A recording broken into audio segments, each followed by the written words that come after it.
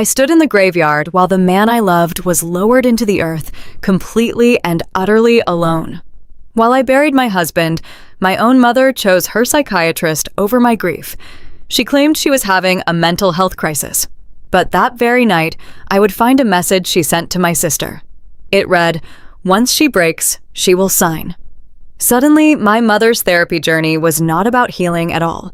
It was the opening move in a calculated game to destroy me. My name is Clara Jenkins. I am 32 years old working as a freelance tax accountant in the quiet suburbs of Grand Rapids, Michigan. 3 days ago, my entire world was shattered. My husband Thomas died suddenly in a horrific car accident on the interstate. One moment we were arguing playfully about what to make for dinner, and the next I was sitting in a sterile hospital waiting room, listening to a doctor tell me that massive internal trauma had taken him from me forever. Now I was sitting in the front pew of a cold Catholic church. The heavy scent of white lilies and melting beeswax candles made my stomach churn. The church was packed with people who loved Thomas, his coworkers, his college friends, his extended family. But the space right next to me on the polished wooden bench was painfully noticeably empty. My mother Beatrice and my older sister Savannah were nowhere to be found. Just 20 minutes before the priest walked up to the altar to begin the funeral mass, my phone had buzzed in my black wool coat pocket. It was a text message from Beatrice. I pulled it out, expecting a message saying they were struggling to find parking in the crowded church lot. Instead, the words on the screen made my blood run cold. "I cannot come, Clara. This shock is simply too much for me. It is triggering a severe relapse of my depression and anxiety. Savannah is taking me to see a psychologist urgently. I simply cannot handle the emotional burden of a funeral today." I sat there staring at the glowing screen. I read the message twice, then a third time. My husband of 5 years was dead in a wooden casket just 10 feet away from me, and my mother was claiming that his death was too much of an emotional burden for her to endure. Not for me, for her. She could not stomach the sadness of sitting by my side for 1 hour. And Savannah, the spoiled darling of our family, the golden child who had never faced a single consequence in her life, was perfectly happy to use our mother's alleged mental health crisis as an excuse to avoid supporting me. I slipped the phone back into my pocket. My hands were shaking so violently that I had to clasp them together in my lap to hide the tremors. I was entirely alone. When the service began, I had to stand up by myself. I had to listen to the eulogies by myself. I could feel the eyes of Thomas's family boring into my back. His parents, sitting just across the aisle, kept casting confused and pitying glances at the empty space beside me. I could hear the faint, muffled whispers from the pews behind me. People were wondering where my family was. They were wondering what kind of mother abandons her daughter on the darkest day of her life. I had no answers to give them. I just kept my eyes fixed on the polished wood of the casket, trying desperately to keep my breathing even. After the mass, it was time for the receiving line. I stood near the heavy oak doors of the church, shaking hands with dozens of people. I offered mechanical smiles. I thanked them for their kind words. I nodded when they said, "Thomas was a good man." And through it all, I had to do it completely alone. Every time the church doors opened and a blast of cold Michigan air hit my face, a foolish, desperate part of my brain hoped Beatrice and Savannah would walk through. But they never did.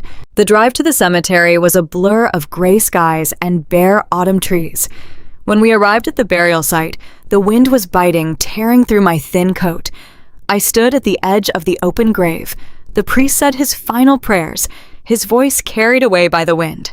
It was time to drop the handful of dirt onto the casket. I bent down my knees, popping and scooped up the cold, damp soil.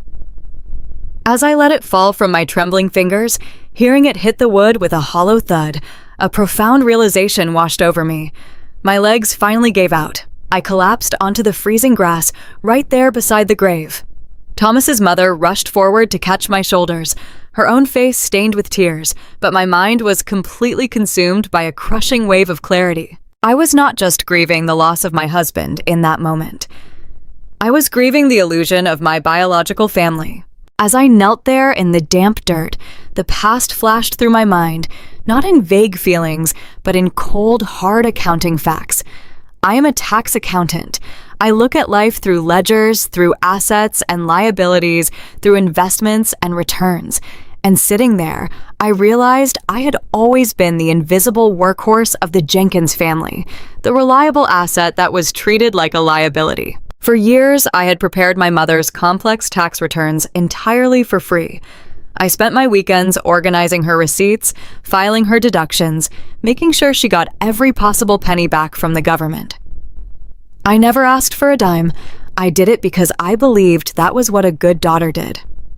I believed my acts of service would eventually earn me the love and support I so desperately craved. But I also saw the numbers. The numbers never lied. Just last year, while balancing Beatrice's financial portfolio, I uncovered a massive withdrawal from her retirement savings. It was a withdrawal of $30,000. When I questioned her about it, terrified she was being scammed, she casually admitted she had liquidated a portion of her future security to pay off Savannah's spiraling credit card debt. Savannah and her husband Kyle lived a life of absolute luxury that they could not afford. Savannah constantly posted pictures from expensive vacations, wore designer clothes, and dined at high-end restaurants. Meanwhile, they were drowning in debt, and Beatrice was quietly bailing them out. I remembered the conversation clearly. I had sat at my small kitchen table, staring at my mother across the stacks of financial documents, and asked her why she would risk her own retirement for Savannah's reckless spending. Beatrice had simply waved her hand dismissively. "Savannah is sensitive, Clara. She is under a lot of stress with Kyle's business ventures. She needs to maintain a certain image. You are strong, you are independent, you do not need my help like she does." I was strong. That was the excuse they used to neglect me. Because I worked hard, because I built a stable career, because I paid my own bills and married a wonderful man who treated me right, my mother decided I no longer required her care. I was just the unpaid accountant, the safety net they ignored until tax season rolled around. And then there was the car. 2 years ago, my transmission blew completely. Thomas and I were saving up for a down payment on a house, and an unexpected repair bill of $3,000 was a massive hit to our budget. I casually mentioned it to Beatrice, not asking for money, just venting about a bad week. She offered me nothing but empty sympathy. But a month later, she co-signed a loan for a brand new luxury SUV for Savannah, claiming Savannah needed a safer vehicle. Kneeling in the cemetery dirt, the cold wind whipping my hair across my face, the absolute truth settled into my bones. My mother's absence today had absolutely nothing to do with her mental health. Beatrice was not sitting in a psychiatrist's office, weeping over the shock of losing her son-in-law. She was likely sitting in Savannah's upscale living room, sipping coffee and complaining about how inconvenient my tragedy was for their weekend plans. They had abandoned me today for the exact same reason they had abandoned me my entire life. They simply did not care. I allowed Thomas's brother to gently pull me up from the ground. I dusted the wet soil off my black skirt. I looked around at the faces of my in-laws. They were devastated, broken by the loss of Thomas, but they were here. They had shown up. They were standing in the freezing cold to honor him and to support me. My own flesh and blood could not even bother to show their faces. I wiped my eyes with the back of my hand. The deep, agonizing sorrow of losing my husband was still tearing my chest apart, but something else was beginning to take root right beside it, a quiet, burning anger. I had spent 32 years twisting myself into knots, trying to be the perfect, helpful, invisible daughter. I'd accepted the leftover scraps of affection Beatrice threw my way. I had smiled politely while Savannah took everything.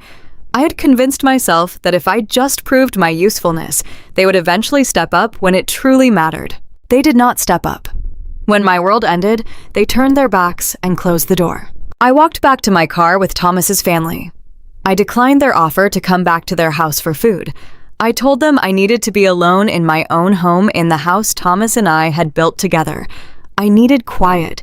I needed to process the silence. I drove myself home through the gray streets of Grand Rapids. The house felt unbearably empty when I unlocked the front door. Thomas's jacket was still hanging on the hook in the hallway. His shoes were still sitting on the mat. The lingering scent of his cologne hung in the air, a cruel reminder of everything that had been violently ripped away from me in the blink of an eye. I did not turn on the lights. I walked into the kitchen and sat at the island where I usually did my accounting work. I stared at the blank wall. I thought about the text message Beatrice had sent me. The more I thought about it, the more the wording bothered me. Triggering a severe relapse. Seeing a psychologist urgently. Beatrice had never believed in therapy. For years, she had mocked people who went to psychologists, calling them weak and self-indulgent. Whenever I had suggested she might benefit from talking to someone about her clear favoritism and financial anxieties, she had scoffed and told me to focus on my own life. Now suddenly, she was experiencing a mental health crisis so severe that she needed emergency psychiatric intervention on the exact day of my husband's funeral. It did not add up. The math was wrong. And if there is one thing a tax accountant cannot ignore, it is bad math. I sat in the dark kitchen for hours, the silence of the house pressing down on me. I was exhausted to my very core, physically drained from days of crying and organizing funeral arrangements, mentally shattered from saying a final goodbye to the love of my life. I wanted to crawl into bed and sleep for a year. I wanted to wake up and find out this was all a terrible nightmare. But the nagging feeling in my gut would not let me sleep. Something was terribly, fundamentally wrong. My mother's sudden mental health crisis felt staged. It felt like a performance. And knowing Savannah, no performance was ever put on without an audience or a goal in mind. I did not know it yet, but my instinct was dead on. I was grieving the loss of my husband, thinking the worst thing that could possibly happen to me had already occurred. I thought I had hit rock bottom. I thought the deepest betrayal was simply their absence. I was so incredibly wrong. Their absence was not a failure of love. It was a strategic maneuver. While I was bearing the only man who truly cared about me, my own mother and sister were setting a trap.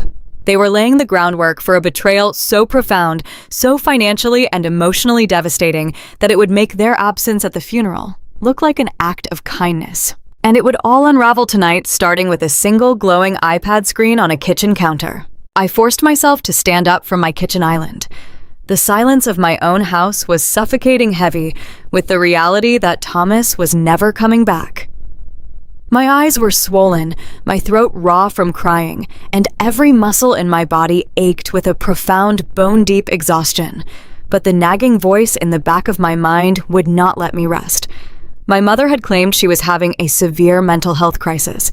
She had claimed the shock of losing her son-in-law had sent her spiraling into a dark depression, requiring emergency psychiatric intervention.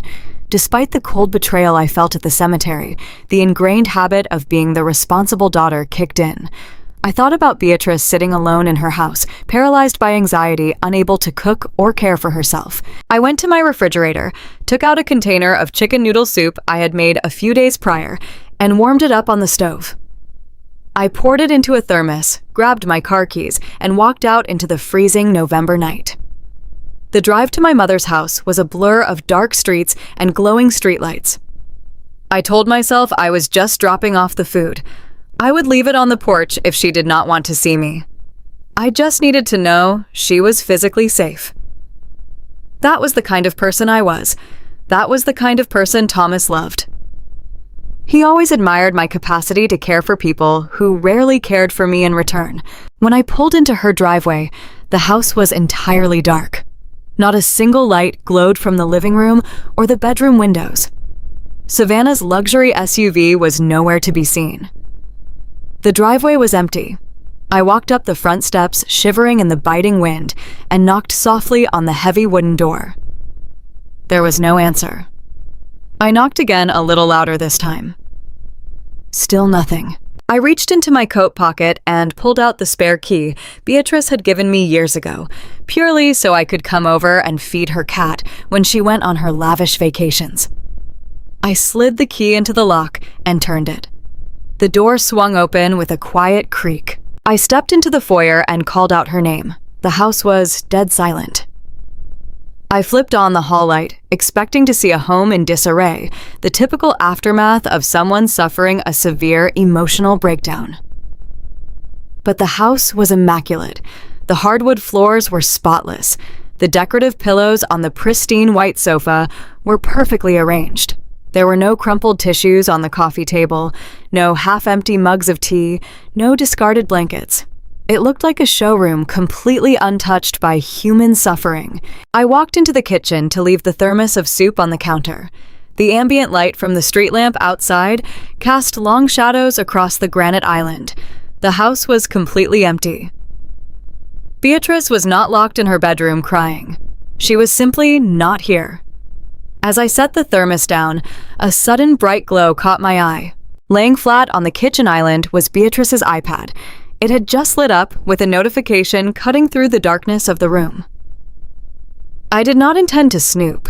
I was simply going to turn the screen off so it would not drain the battery. But as I reached my hand out, the text on the lock screen glared up at me crisp and bold. It was a message from Savannah. The words struck me with the force of a physical blow. The lawyer says we need more evidence of her mental instability. Just force her to take tranquilizers. I froze. My hand hovered over the glowing screen. The air in the kitchen suddenly felt too thin to breathe. Evidence of her mental instability. Force her to take tranquilizers. Who are they talking about? For a brief, confusing second, I thought Savannah was talking about Beatrice. I thought maybe my mother really was losing her mind, and Savannah was plotting some sort of medical intervention. But the tone of the message was all wrong.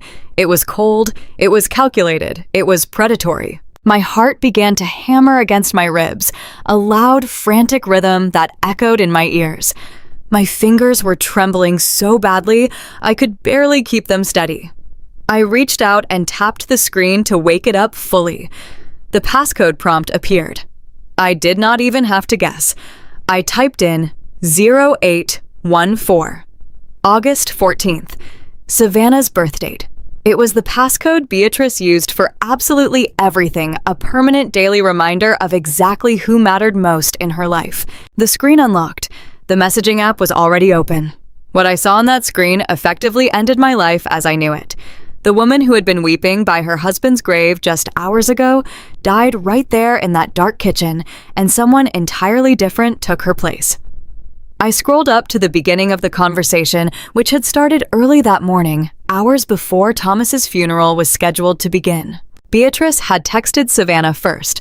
She wrote, "I am not going to that church today. I cannot pretend to be the grieving mother-in-law for an hour and deal with Clara's pathetic crying. Tell her I'm having a mental breakdown. Tell her I need to see a doctor." Savannah had replied instantly. "Perfect excuse, Mom. I am not going either. Kyle wants to watch the game and I need to go to the salon. Let her sit there by herself. It works out better for us anyway. Her absence from the funeral will completely break her down. Just leave her alone. Once she breaks down, she will sign." I read the words again. Once she breaks down, she will sign. A cold sweat broke out across the back of my neck. I felt nauseous. My vision blurred slightly, but I forced myself to keep reading. I scrolled down my thumb, shaking against the smooth glass. The conversation had continued throughout the afternoon, right around the time I was standing at the cemetery, dropping dirt onto Thomas's casket. Beatrice had written, "Are you sure this conservatorship thing will work? Clara is a tax accountant. She is not stupid when it comes to legal paperwork." Savannah replied, "Kyle talked to the lawyer this morning. It will work if we prove she is a danger to herself. The lawyer says we need more evidence of her mental instability. Just force her to take tranquilizers. Go over there tomorrow, play the caring mother, and drug her if you have to. Make her look crazy. Once we get the medical power of attorney, we file for the conservatorship. Then we control everything. We need that conservatorship before she touches Thomas's insurance money." I dropped the iPad. It clattered loudly against the granite countertop. I gripped the edge of the island, my knuckles turning white, trying to keep my legs from giving out for the second time that day. The sheer unadulterated evil of what I had just read was incomprehensible. They were not just avoiding my grief, they were weaponizing it. They wanted me to break. They wanted to drug me. They wanted to drag me into a courtroom, paint me as an unstable, hysterical widow, and strip me of my basic human rights. They wanted to put me in a legal cage, taking away my ability to make my own financial and medical decisions, all so they could get their hands on Thomas's legacy. The financial motive slammed into my mind with crystal clarity. Thomas was an incredibly hardworking man. He was not born into wealth. He built his life from the ground up with calloused hands and 80-hour work weeks. 10 years ago, he started a construction equipment supply company out of a rented garage. He poured his blood, sweat, and tears into that business. I helped him organize the books, manage the payroll, and navigate the complex tax structures of a growing enterprise. Together, we watched that small garage operation grow into a highly respected regional supplier. Just last month, an independent firm had valued his company at $2 million. Beyond the business, Thomas was a man who planned for the worst, to ensure I would always be safe. When we got married, he took out a comprehensive life insurance policy, $1.5 million. He used to joke that if he ever got hit by a stray steel beam on a job site, I would be able to buy a house on a lake and never have to look at another tax return again. $3.5 million. That was the combined value of the assets sitting in my name now that my husband was gone. And then there was Savannah and Kyle. Savannah's husband, Kyle, was a man who loved the idea of being an entrepreneur, but possessed absolutely none of the work ethic required to be one. He had launched and bankrupted 3 different tech startups in the past 6 years. He leased a $70,000 car he could not afford to put gas in. Savannah maintained a membership at the most exclusive country club in Grand Rapids, purely to post pictures of herself drinking champagne on the terrace. They lived in a sprawling 5-bedroom house with a mortgage that was drowning them. I knew their financial situation was dire because I had seen the collateral damage. Beatrice's drained retirement accounts were just the tip of the iceberg. Kyle was facing multiple lawsuits from unpaid vendors. Savannah's credit cards were maxed out to their limits. They were a house of cards waiting for a strong gust of wind to knock them completely flat. Thomas's tragic death was not a heartbreak for them. It was a winning lottery ticket. They saw a vulnerable grieving widow sitting alone in a church, and instead of offering comfort, they saw an easy target. They assumed that because I had always been quiet, because I had always been the accommodating daughter who took their emotional abuse without complaint, I would simply roll over. They thought my grief would make me weak. They thought they could drug me with tranquilizers, parade me in front of a judge, and convince the world I had lost my mind. If they secured a conservatorship, Beatrice and Savannah would gain total control over my life. They would have the legal authority to access my bank accounts, liquidate Thomas's life insurance policy, and sell his company to the highest bidder. They would use my husband's life work to pay off Kyle's disgraceful business debts and fund Savannah's country club lifestyle. And I would be left locked away, legally classified as incompetent, unable to even hire a lawyer to defend myself. The sheer audacity of it made my stomach violently heave. I leaned over the kitchen sink, dry heaving into the stainless steel basin, my body rejecting the pure toxicity of my own family. When I finally caught my breath, I turned on the cold water and splashed it onto my face. The icy shock snapped my focus back into place. I wiped my face with a dish towel and walked back over to the kitchen island. I looked at the iPad again. I did not cry. The tears were completely gone, burned away by a raging white-hot fury that was rapidly spreading through my veins. I picked up the device. My hands were no longer shaking. My accounting background took over, turning my mind into a highly efficient processing machine. I needed evidence. I needed a paper trail. I opened the email application on the iPad and forwarded the entire text message transcript to my own private encrypted email address. I took dozens of screenshots, making sure the timestamps and contact names were clearly visible, and sent those to myself as well.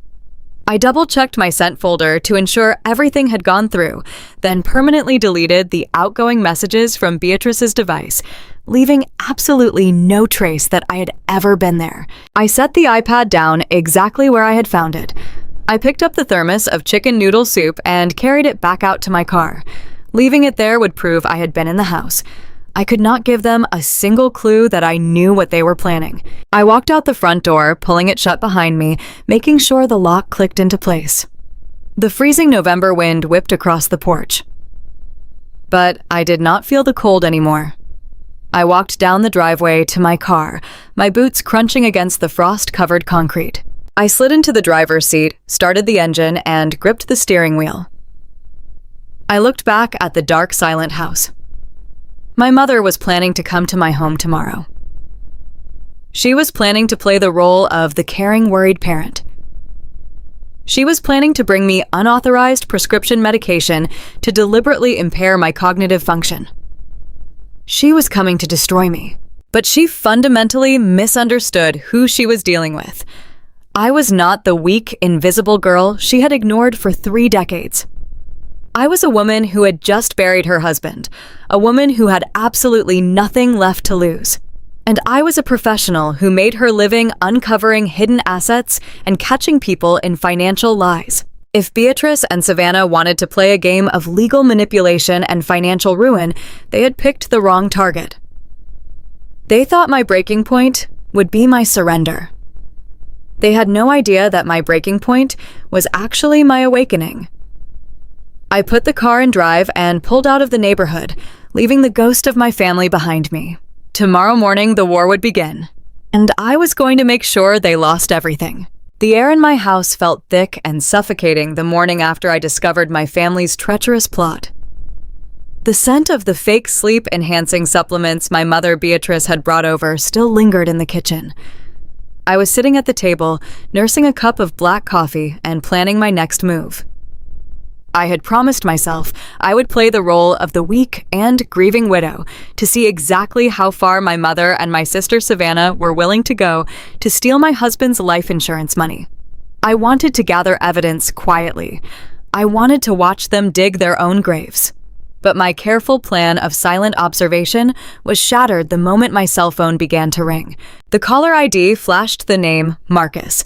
Marcus was the general manager of Thomas's construction equipment supply company. He was a loyal and hardworking man who had stood by my husband since the very beginning, when the company was just a small warehouse and a dream. We had shared countless dinners together, and he knew exactly how much blood and sweat Thomas and I had poured into building a $2 million enterprise. I cleared my throat and answered the phone, trying to sound as steady as possible. "Clara, thank God you answered." Marcus sounded completely out of breath. His voice was laced with a frantic panic that immediately sent a spike of pure adrenaline straight into my veins. "You need to get down to the main office right now." "Marcus, slow down," I asked, my fingers gripping the edge of the wooden table so tightly my knuckles turned white. "What is going on?" "It is Kyle," Marcus said, and the name of my spoiled brother-in-law tasted like absolute poison in the air. He just barged into the main office with 2 men wearing cheap suits. He called an emergency all-hands meeting with the administrative staff. "Clara, he is telling everyone that you have suffered a complete mental break." He used the exact words, acute schizophrenia. He told the entire staff that the intense grief of losing Thomas in the car accident has completely destroyed your mind, and that your family has legally authorized him to step in as the interim chief executive officer. The words hit me like a physical blow to the stomach. Acute schizophrenia, interim chief executive officer. The absolute unmitigated audacity of it stole the breath directly from my lungs. Beatrice and Savannah had spent the last few days trying to convince me and everyone else that I was losing my mind. They hid my car keys. They moved my belongings. They intentionally left the gas stove flipped open to make me look like a danger to myself. But this was their real endgame. They were using my manufactured mental instability to launch a hostile takeover of a $2 million company. They sent Kyle to do their dirty work because he was drowning in debt and desperate for cash to fund his lavish lifestyle. He is in the main conference room right now, demanding that the accounting department turn over the master ledgers and the banking security tokens. Marcus continued, his voice trembling with anger and fear. "I tried to stop him, but he is waving around some sort of printed legal document. The staff is terrified, Clara. They do not know what to do. You have to get here before he transfers the funds. Do not let him touch a single financial file, Marcus." My voice dropped an entire octave. The tears of a grieving widow completely evaporated from my eyes. The paralyzing sadness that had weighed me down since Thomas died was instantly incinerated by a blinding, white-hot rage. I was willing to play the victim in my own home to gather evidence, but I would absolutely not allow that parasitic man to touch the company my husband built. "Tell building security to stand by. I am 5 minutes away." I did not bother to change out of my plain black slacks and simple blouse. I grabbed my purse and my car keys and bolted out the door. As I drove toward the industrial district where the company headquarters was located, my heart hammered wildly against my ribs. I rolled down the window, letting the cold morning air hit my face to keep my mind sharp and focused. I thought about the sheer, unadulterated greed of my own blood relatives. Thomas had barely been put into the ground, and they were already swooping in like vultures to pick his legacy apart. They wanted to steal his company to pay for Kyle and Savannah's massive credit card debts and luxury cars. They thought I was just some weak, weeping woman who would roll over and surrender to their psychological manipulation. They forgot one very important detail. I was a professional freelance tax accountant. I was the one who structured the corporation. I was the one who stayed up until 2 a.m, balancing the books and auditing the accounts. I knew where every single penny lived in that company. And as my husband's sole beneficiary, I was the only legal owner now. I pulled my car into the designated executive parking spot right in front of the glass doors of the building. The sign above the entrance gleamed in the sunlight, reflecting the legacy of my late husband. I took one massive deep breath, forcing my primitive anger to take a back seat to my cold, calculating intellect. I pushed the heavy glass doors open, and the familiar smell of industrial floor cleaner and fresh coffee filled my nostrils. Normally, the reception area was a bustling hub of ringing phones and chatting vendors. Today, it was dead silent. The receptionist looked up at me with wide, terrified eyes. She opened her mouth to speak, but I just held up a single hand to stop her. I did not break my stride. I marched straight down the carpeted hallway toward the main glass-walled conference room. I could hear Kyle's voice echoing through the corridor before I even reached the door. It was that familiar, condescending, and arrogant tone he always used at our family dinners when he was bragging about money he did not actually have. It is a tragedy, a complete and utter tragedy, Kyle was saying loudly. I stopped just outside the door, allowing myself to look through the gaps in the glass blinds. Kyle was standing at the head of the massive mahogany table. He was wearing a ridiculously tight, custom-tailored suit that he absolutely could not afford. He was pacing back and forth with his hands steepled together, putting on a terrible theatrical performance of a deeply concerned family member. The entire administrative staff sat around the table looking deeply uncomfortable and confused. Marcus stood near the back of the room with his arms crossed over his chest and his jaw clenched tight. Clara is completely broken. Kyle continued shaking his head in mock sorrow. The trauma of the sudden car accident was simply too much for her fragile mind to bear. She is suffering from acute schizophrenia. She is hallucinating in her home. She cannot remember basic facts. The family is devastated, but we have to do what is best for Thomas's legacy. As her brother-in-law, I have been chosen by the family to take the reins. I will be serving as interim chief executive officer, effective immediately to ensure this company continues to turn a profit and support her medical care. I am going to need the master banking passwords and full administrative access to the payroll accounts by noon. My blood boiled in my veins. The violent urge to push open that heavy wooden door and slap his smug lying face so hard it left a permanent red handprint on his cheek was almost overwhelming. My hands balled into tight fists at my sides. I wanted to scream at the top of my lungs. I wanted to tear him apart in front of everyone for using my dead husband's name to steal my property. But I forced my intellect to override my emotions. I took another deep breath, letting the cold and calculating part of my brain take complete control. A hysterical woman bursting into the room, screaming and crying, would only play right into his false narrative that I was mentally unstable. I had to be colder than ice. I had to be absolute steel.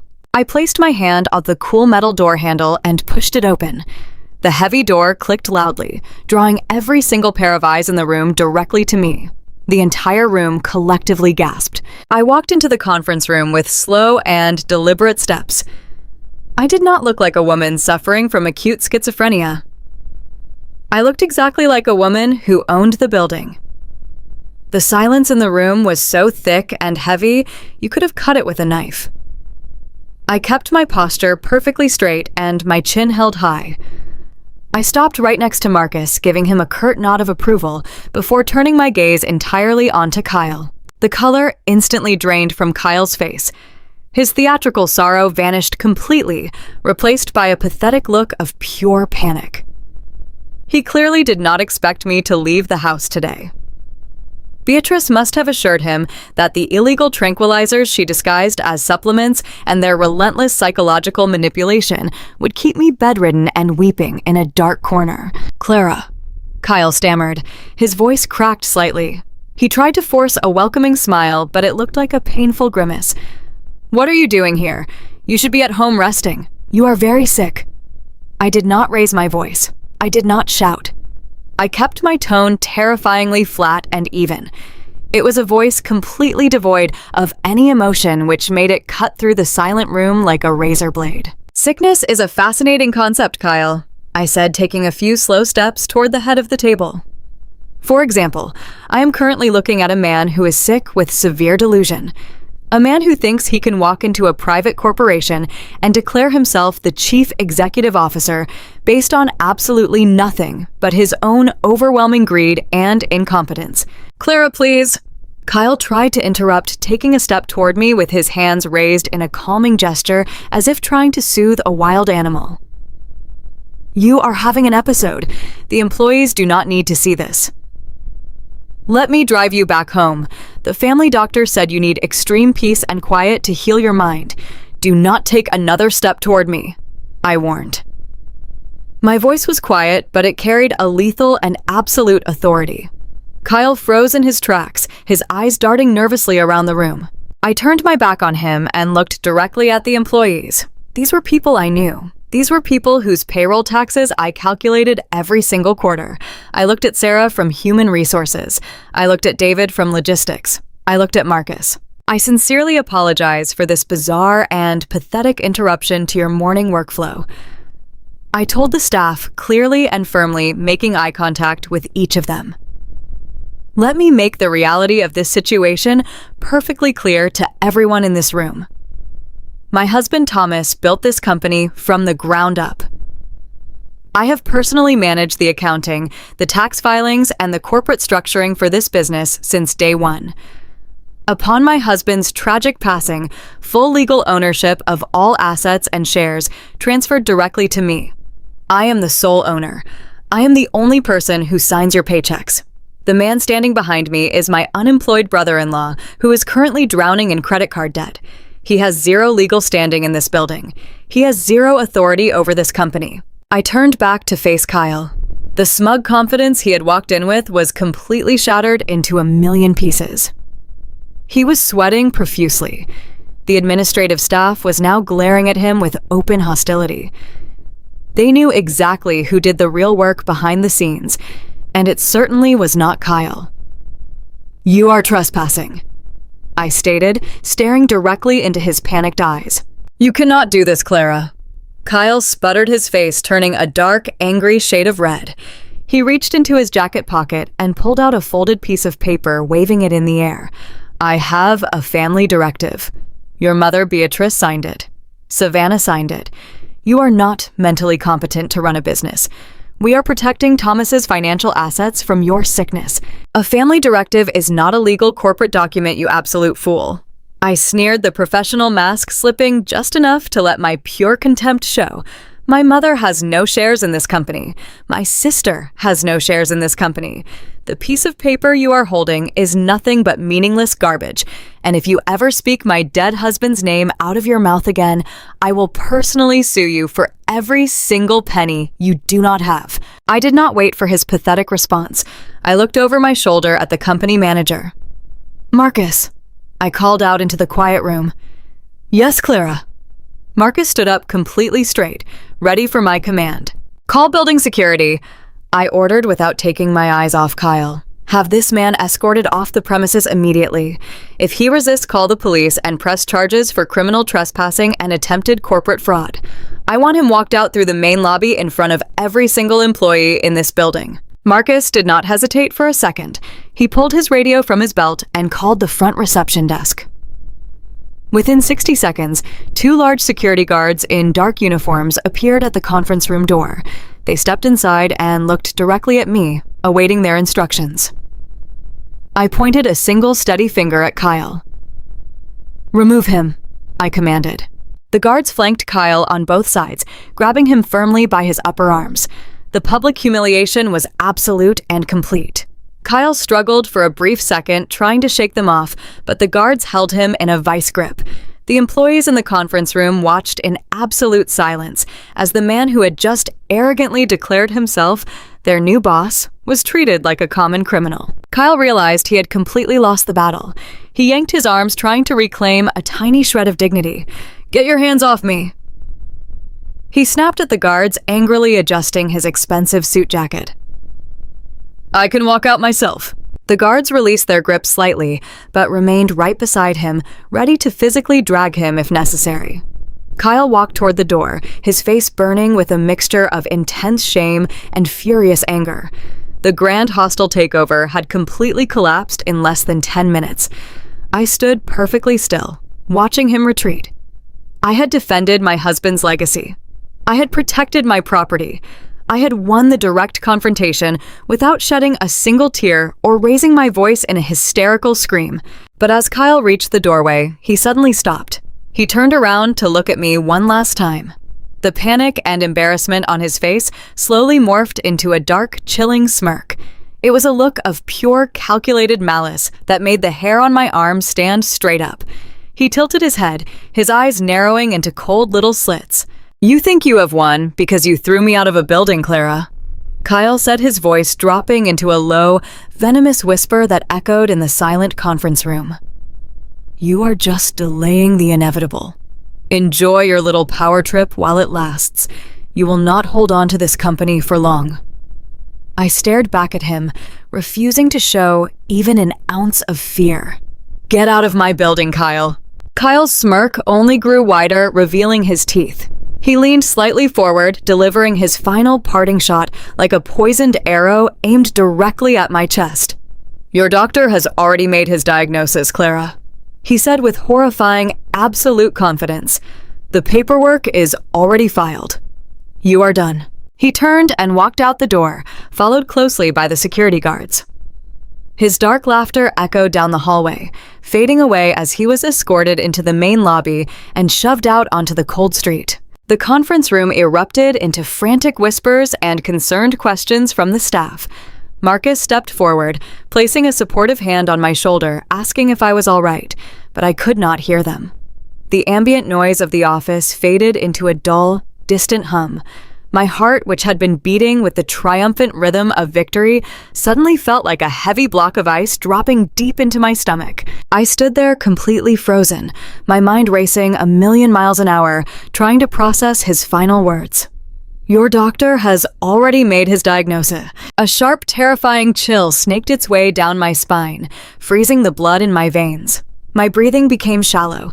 The puzzle pieces began to click together in my mind, forming a picture so sinister and cruel I could barely comprehend it. Beatrice and Savannah hiding my keys, the gas stove left open. The constant whispers to Thomas's mother that I was losing my mind. They were not just trying to convince me I was crazy. They were actively trying to build a documented medical history of severe mental illness. But I had not seen a doctor since Thomas died. I had not spoken to a therapist. I had not visited a hospital or a health clinic. I had been completely isolated in my own home, grieving the loss of my husband. There was absolutely no medical professional on earth who could have honestly evaluated me or diagnosed me with acute schizophrenia, unless they fabricated one. The cold, stark reality washed over me, leaving me breathless. Beatrice and Savannah were not just greedy and toxic. They were executing a highly coordinated legal and medical conspiracy to completely strip me of my human rights. They needed a licensed medical professional to sign off on my insanity to gain a legal conservatorship over my life and my massive financial assets. And according to Kyle's smug parting words, they already had one waiting in the wings. I looked blindly at the glass wall of the conference room, my mind entirely consumed by one single horrifying question. Which doctor? The drive back to my house from the company headquarters was a complete blur. My hands gripped the leather steering wheel so tightly that my knuckles ached, but I could not feel the physical pain. All I could feel was the terrifying echo of Kyle's voice ringing in my ears. "Your doctor has already made his diagnosis." The words repeated over and over again like a dark chant. The puzzle pieces were violently slamming together in my mind, creating a picture so sinister that it stole the breath directly from my lungs. Beatrice and Savannah were not just trying to make me look like a grieving widow who was struggling to cope. They were meticulously constructing a legal cage. They wanted a conservatorship. They wanted to march into the district family court and present a judge with a fabricated medical assessment claiming that my grief had triggered a severe mental collapse. They wanted to strip me of my fundamental human right to self-determination, exactly like what happened in the notorious Britney Spears case. If they succeeded, I would become a prisoner in my own life. They would seize absolute control of my bank accounts, the $2 million company, and the massive life insurance payout Thomas had left behind. They would lock me away in some facility or drug me into compliance while they funded their lavish lifestyles with my money. I pulled my car into the driveway and killed the engine. The silence of the empty house greeted me as I unlocked the front door. Normally, the silence brought a wave of crushing sorrow, reminding me that Thomas was never coming home. But today, the silence was different. It was the calm before an absolute storm. I did not sit down to cry. I did not collapse onto the sofa. The obedient, dutiful daughter who had sacrificed her entire life to please a toxic mother died in that exact moment. I walked straight into my home office and locked the door behind me. I booted up my dual-monitor computer station. I was a professional freelance tax accountant. My entire career was built on finding things that people desperately wanted to keep hidden. I tracked missing funds for massive corporations. I audited ledgers that were designed to deceive. If my mother thought she could forge a medical trail without leaving a digital footprint, she was vastly underestimating the woman she had raised. I sat down in my leather ergonomic chair and cracked my knuckles. It was time to go to work. I pulled out the encrypted flash drive where I had backed up the high-resolution photographs of the text messages from Beatrice's iPad. I opened the images on my large monitor and zoomed in. I read through the sickening exchanges between my mother and my sister, again pushing past the emotional betrayal to focus purely on the data. I scanned every single line looking for a name, a clinic, a phone number, or an email address, and then I found it. Hidden halfway down the third screenshot, Savannah had sent a text saying she had finally wired the retainer fee to a man named Dr. Eris Thorne. Savannah wrote that Thorne guaranteed the paperwork would be ironclad and ready for the family court judge by Friday. I immediately opened a secure browser window and typed the name Eris Thorne into the search bar. I cross-referenced his name with the official state medical board registry for licensed psychiatrists and clinical psychologists. The database search query spun for a few seconds before returning a glaring result. 0 matches found. There was no licensed medical professional named Eris Thorne registered to practice medicine in the entire state of Michigan. A cold, sharp smile touched the corners of my lips.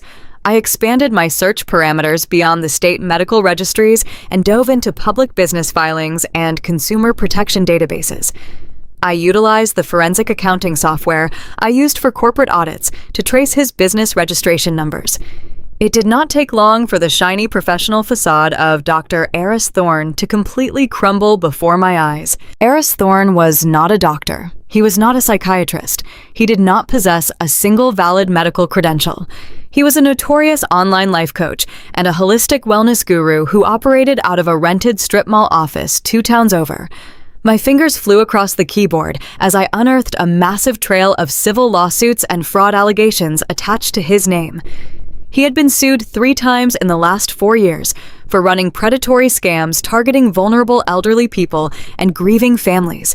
He specialized in selling overpriced herbal supplements and writing fraudulent wellness assessments that held absolutely 0 medical weight. Beatrice and Savannah had bypassed actual medical professionals because a real doctor would immediately see that I was perfectly sane. Instead, they went into the darkest corners of the internet and paid a known fraudster to draft a fake psychiatric evaluation diagnosing me with acute schizophrenia.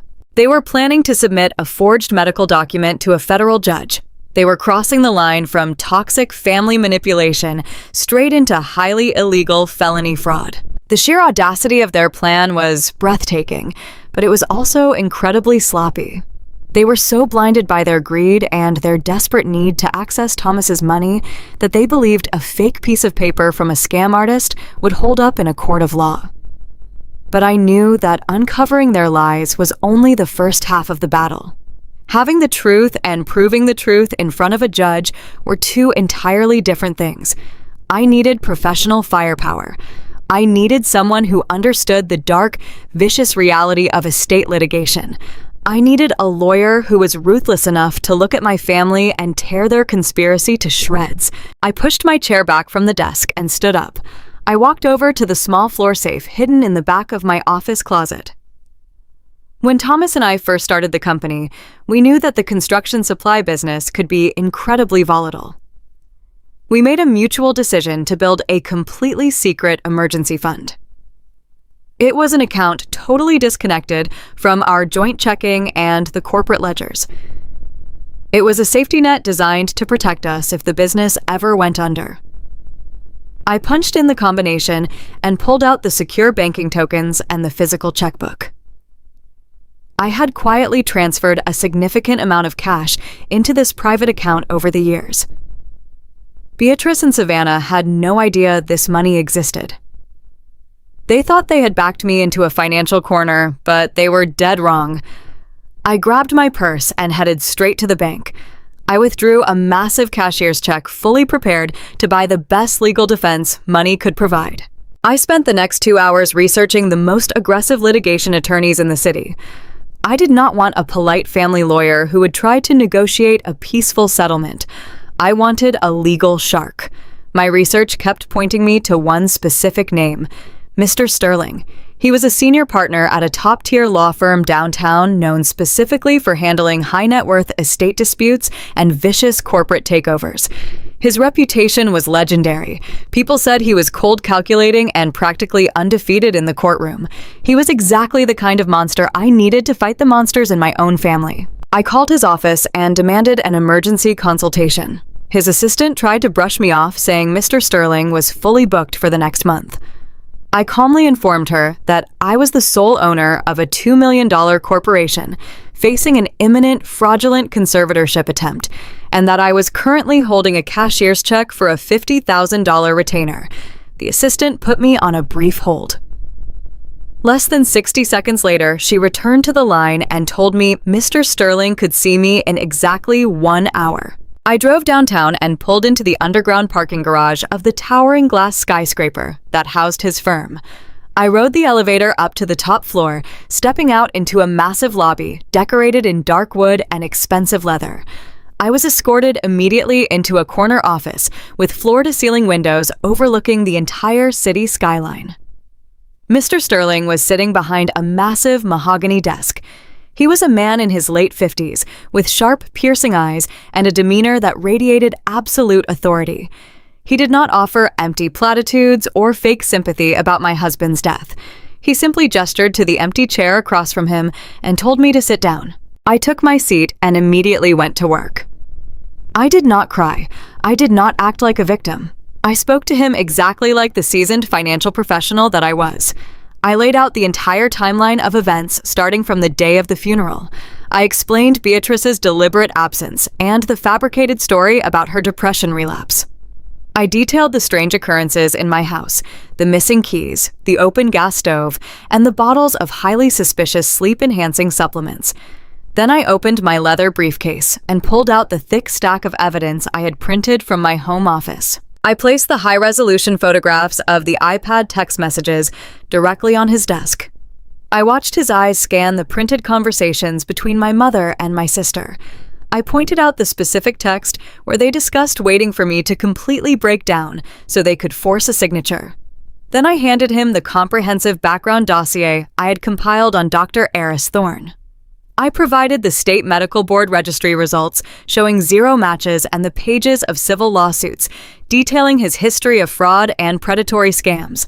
I explained how Kyle had stormed into my company that very morning, attempting a hostile takeover based on a fake medical diagnosis that had not yet been formally presented to me. Mr. Sterling sat in complete silence for a long time. He carefully reviewed every single document I had placed before him. He cross-referenced the text messages with the background check on the fake doctor. He read through the corporate ownership structure of Thomas's company and the details of the life insurance policy. The silence in the room was heavy, but it was a productive silence. I could almost see the gears turning in his brilliant legal mind. He was assessing the risk, calculating the angles, and measuring the sheer depth of my family's criminality. When he finally looked up from the paperwork, his expression had shifted. The initial professional detachment was gone, replaced by a sharp, predatory gleam. He leaned back in his leather chair and steepled his fingers together, resting his chin on his hands. He looked at me not as a grieving widow, but as a valuable partner in a high-stakes war. "Mrs. Jenkins." Mr. Sterling said, his voice smooth but laced with a dangerous edge. "I have handled hundreds of estate disputes in my career. I have seen siblings fight over pennies, and I have seen parents try to manipulate inheritances. But the level of coordinated deception and fraudulent intent displayed in these documents is truly remarkable. Your mother and your sister are not just acting out of grief or panic. They are executing a premeditated criminal conspiracy to defraud you of millions of dollars and permanently deprive you of your civil liberties." I nodded, keeping my gaze locked firmly on his. "I know. That is why I'm sitting here today, Mr. Sterling. I do not want to just send them a cease and desist letter. I do not want to politely ask them to back off. They have crossed a line that cannot be uncrossed. I want to protect my company, my assets, and my freedom. I want to ensure that they can never threaten me or anyone else ever again." Mr. Sterling picked up the printed photograph of the text message where Savannah discussed forcing me to take tranquilizers. He tapped the paper thoughtfully with his index finger. "If we go to a judge right now, with this evidence, we can easily secure a restraining order. We can block any conservatorship filing before it even hits the docket. We can protect your assets today and send them packing." He paused, letting the safe and easy option hang in the air between us. But I could tell by the dark smile playing at the corners of his mouth that he did not want to take the easy option. And neither did I. However, Mr. Sterling continued leaning forward across the desk, his voice dropping into a low, conspiratorial tone. "If we stop them now, they will simply retreat into the shadows. They will hire better lawyers. They will find a smarter way to come after your money.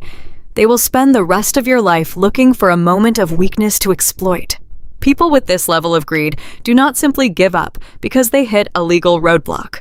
They regroup and they attack again." "So, what do you suggest we do?"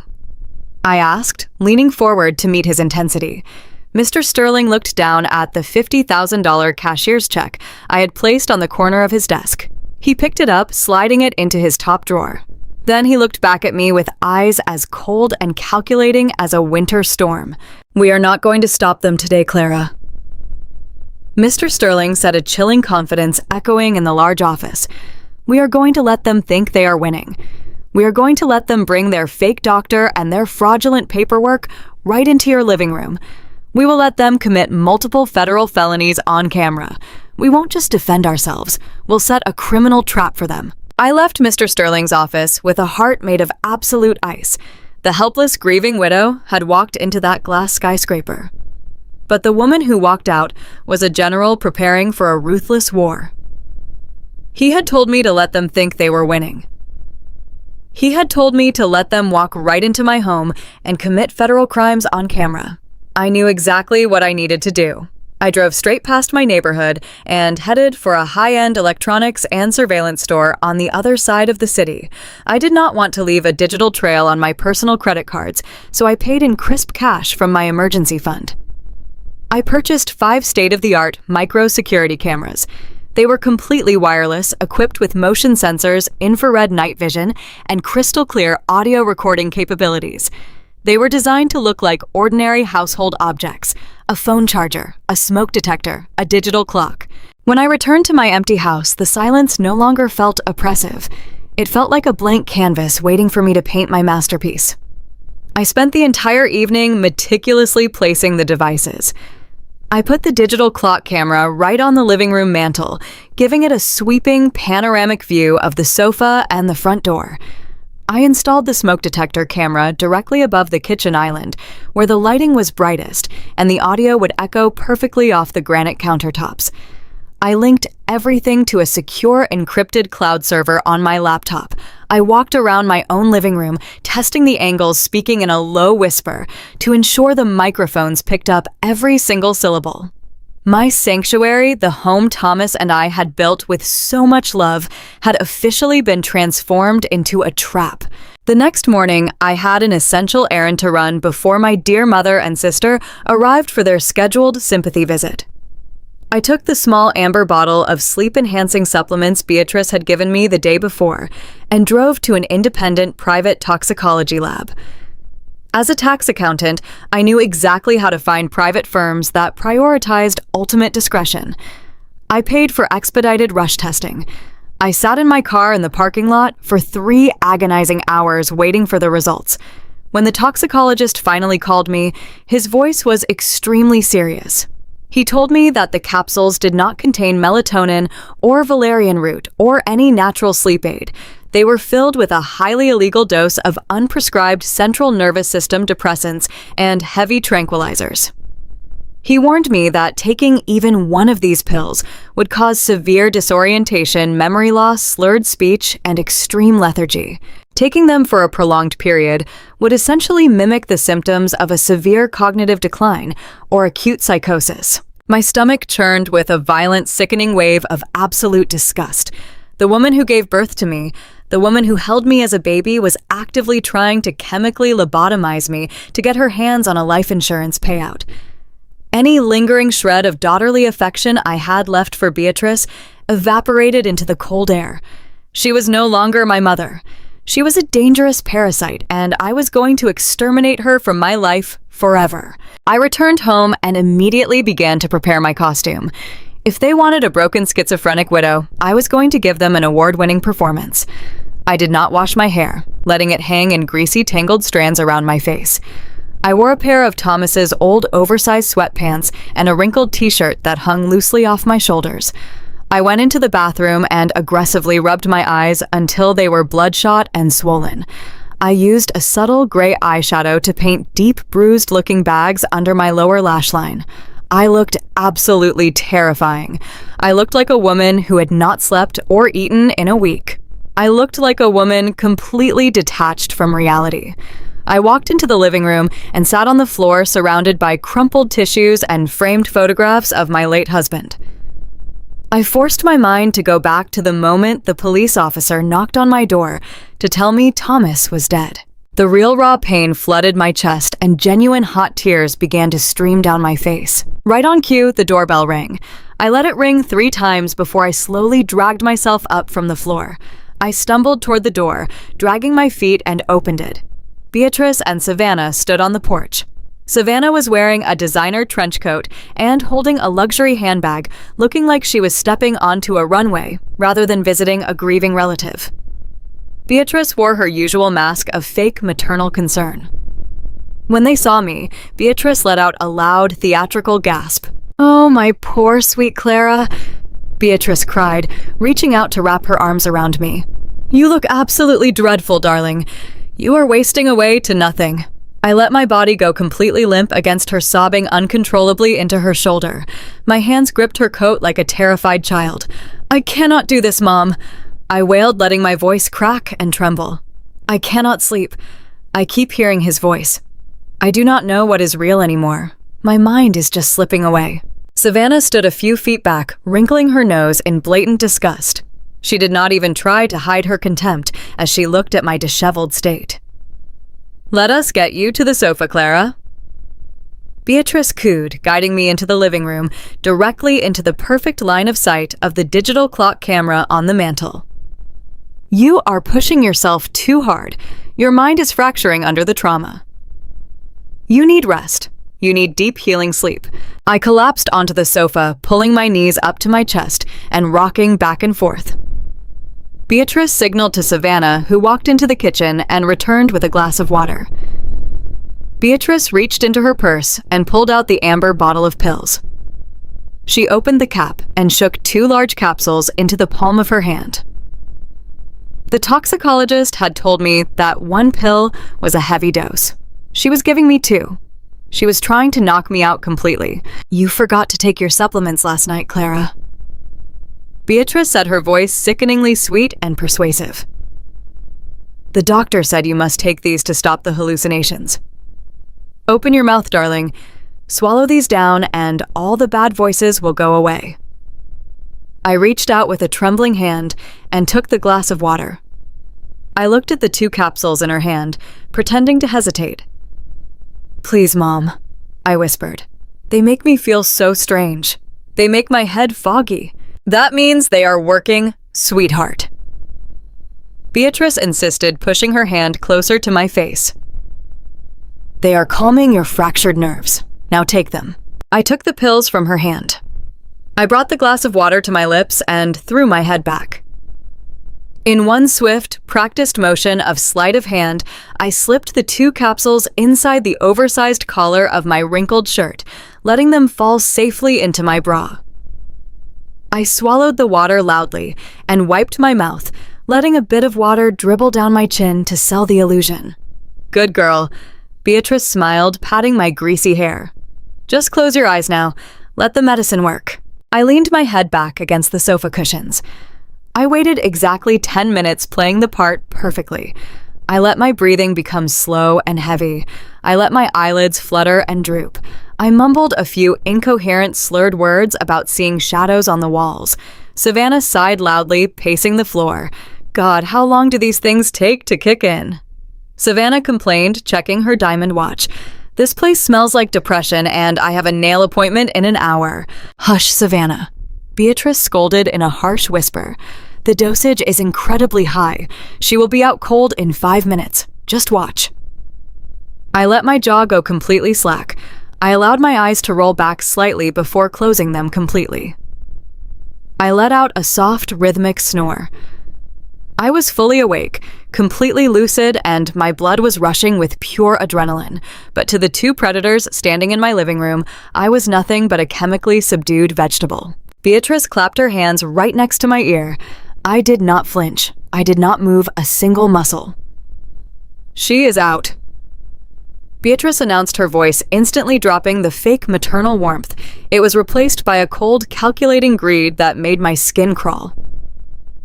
"Come help me look around, Savannah. We do not have much time before she wakes up confused again." I kept my eyes tightly shut, but my ears were straining to capture every single sound. I heard their footsteps moving away from the sofa. They were walking toward the kitchen directly under the smoke detector camera. I carefully opened my eyes, just a tiny slit, ensuring they were not looking back at me. I could see them through the reflection of the hallway mirror. Beatrice was opening drawers, pulling out mail, and flipping through my personal documents. Savannah was wandering toward the display cabinet in the dining room. "Oh, wow," Savannah chirped, her voice filled with greedy delight. "Look at this necklace. I bet Thomas paid at least 10 grand for this diamond pendant. It is completely wasted on Clara anyway. She never wears anything nice." I heard the distinct clink of the heavy glass cabinet door opening. I heard the rustle of the velvet jewelry box. "Put that in your purse, Savannah," Beatrice commanded casually, as if they were shopping at a department store instead of robbing a widow in her own home. "We will pawn it later. We need to focus on the main prize right now, the company and the insurance money." Savannah walked into the kitchen, joining Beatrice right under the hidden camera. I could hear their conversation perfectly, and I knew the microphone was recording every single damning word in high-definition audio. "Did you get the documents from Kyle's forgery guy?" Beatrice asked, the sound of shuffling papers echoing off the granite countertops. "Yes," Savannah replied, sounding bored. "I have the medical power of attorney and the transfer deed for the company shares. But Mom, are you sure she's going to sign this? What if she reads it?" Beatrice let out a dark, condescending laugh that sent a shiver of absolute rage down my spine. "Look at her, Savannah," Beatrice mocked, gesturing toward the living room where I was pretending to be unconscious. She is a total wreck. The tranquilizers are destroying her cognitive function exactly like the fake doctor promised. Hurry up and bring the papers for her to sign this Friday. She cannot tell the difference between a transfer deed and a discharge certificate. We will just tell her it is a medical release form for her treatment. She is so desperate for my approval, she will sign anything I put in front of her. Once her signature is on that deed, Kyle takes over the business, we cash out the life insurance, and we finally get rid of this miserable, pathetic girl. We will stick her in some cheap psychiatric ward upstate and never look back. I lay there on the sofa listening to my mother and sister cheerfully plan my absolute destruction. I listened as they brazenly stole my jewelry. I listened as they discussed locking me in a mental institution. I listened as they laughed about the death of my husband. A tear slipped out of the corner of my eye, but it was not a fake tear for my performance. It was a tear of mourning for the family I never truly had. But that single tear was the very last one I would ever shed for Beatrice and Savannah. They thought they had backed a weak, submissive sheep into a corner. They had no idea they had just walked straight into the jaws of a wolf. I kept my breathing steady and my eyes closed. Let them take the necklace. Let them laugh. Let them think they were the smartest people in the room. The hidden cameras were capturing every single word, every stolen item, and every piece of their malicious conspiracy. The trap was flawlessly set. The evidence was irrefutable. Come Friday, they were going to get exactly what they deserved. The footage from the hidden cameras was absolutely flawless. I sat in Mr. Sterling's luxurious downtown office watching my mother and sister incriminate themselves in high-definition audio and video. I watched Beatrice brag about drugging me. I watched Savannah steal my expensive jewelry right out of my dining room cabinet. Mr. Sterling sat across from me, his hands steepled together, a look of sheer predatory satisfaction resting on his sharp face. We had everything we needed to destroy them, but Mr. Sterling wanted to dig even deeper into their malicious web. He wanted to ensure that when the trap finally snapped shut, there would be absolutely zero chance of escape for any of them. He focused his attention on the specific legal mechanics of their plot. To execute a fraudulent transfer of a $2 million company and gain a medical conservatorship, they needed more than just a fake doctor. They needed a licensed notary public to legally verify my forged signature on the spot. Without a notary stamp, the entire hostile takeover would collapse in the courts. Mr. Sterling utilized his extensive network of private investigators to run a deep, comprehensive background check on the man Kyle and Beatrice planned to bring to my house on Friday afternoon. The results were exactly as dirty and corrupt as we expected. The notary was a man named Victor. He was not just some random government official acting independently.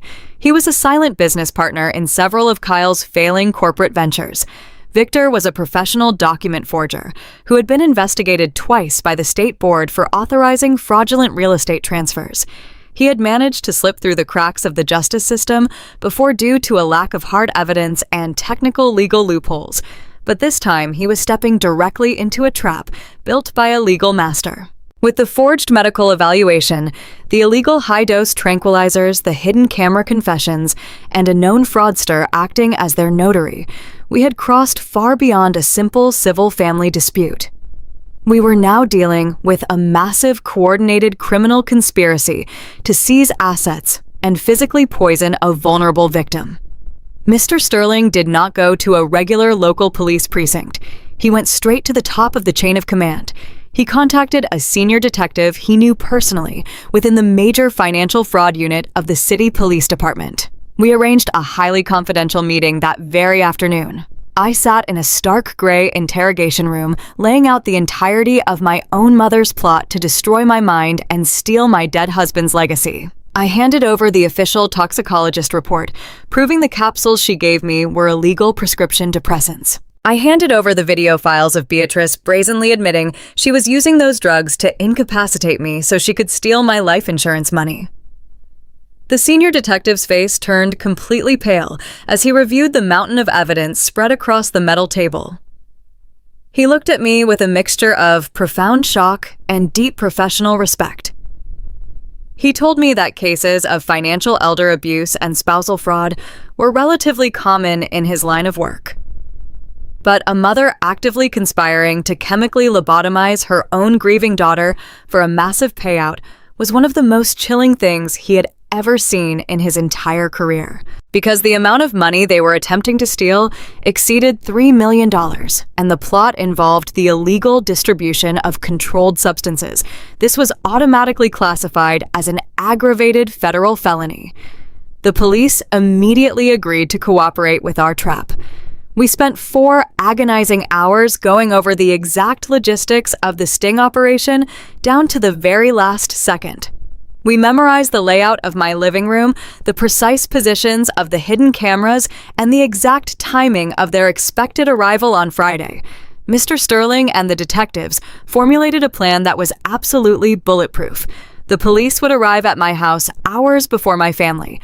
A tactical team would be stationed completely out of sight, hiding in my home office and the upstairs guest bedroom waiting for my verbal signal. An undercover surveillance van would be parked down the street, monitoring the live audio feed from my hidden microphones.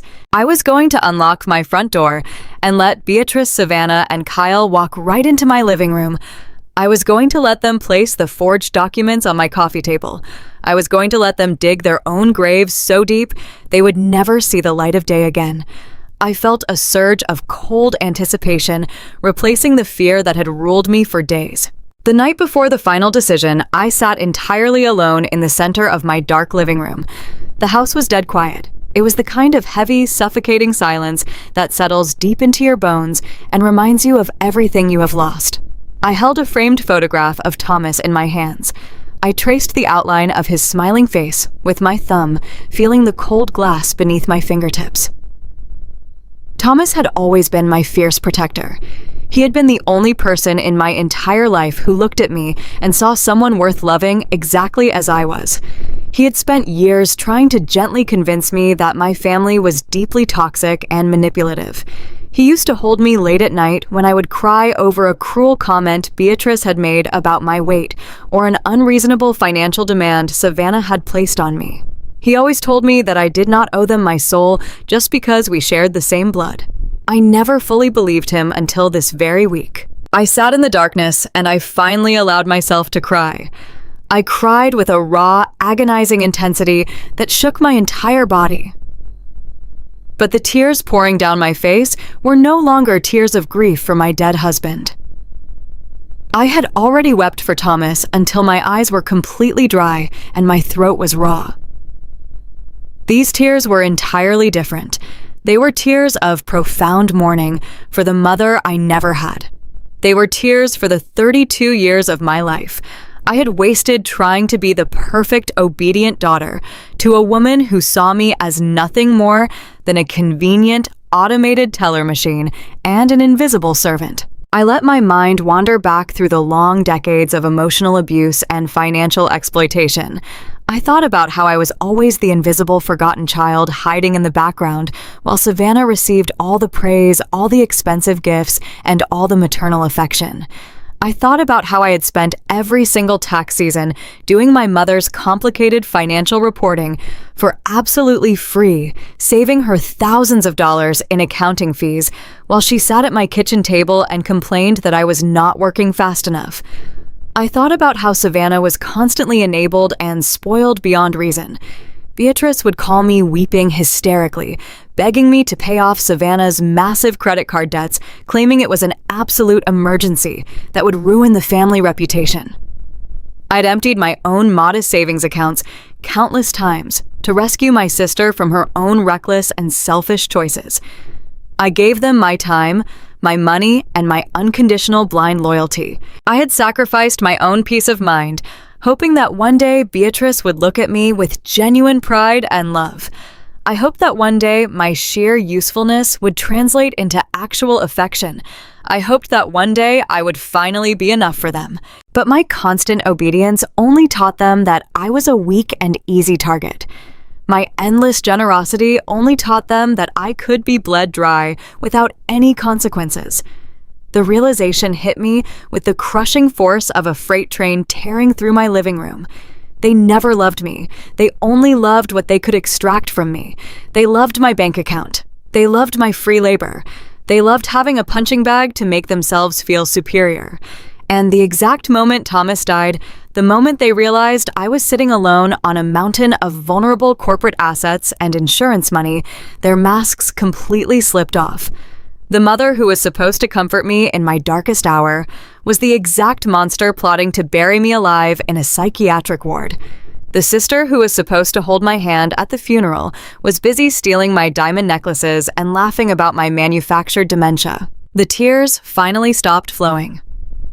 The burning sorrow in my chest slowly solidified into a solid block of pure, absolute ice.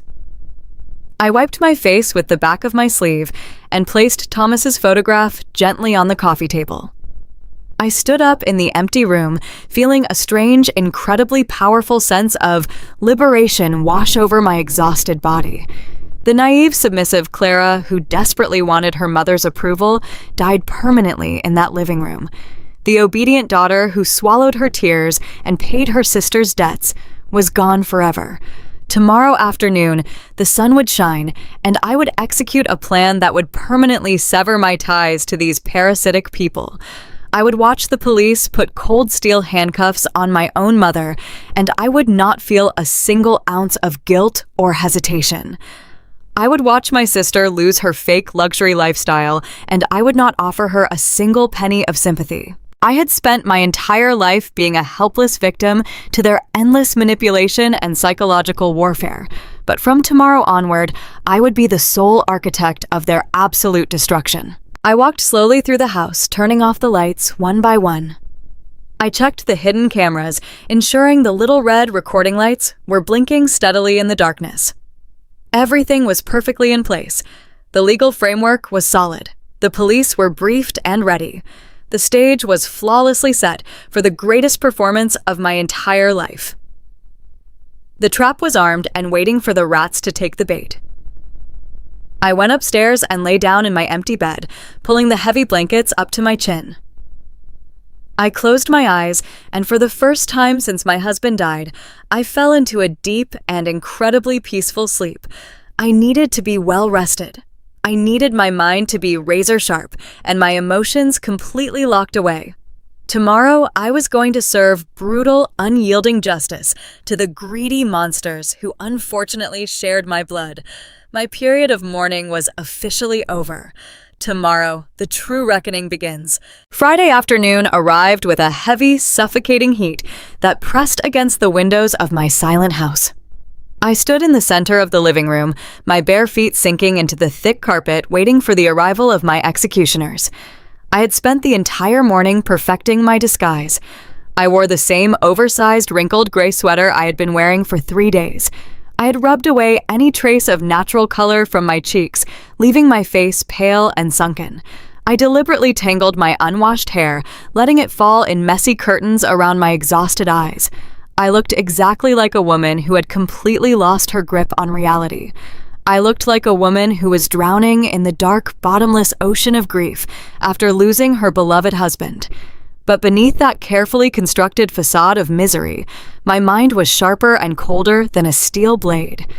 Every single hidden camera in the room was actively recording. The digital clock on the mantelpiece, the smoke detector above the hallway, arched the decorative plant pot on the bookshelf.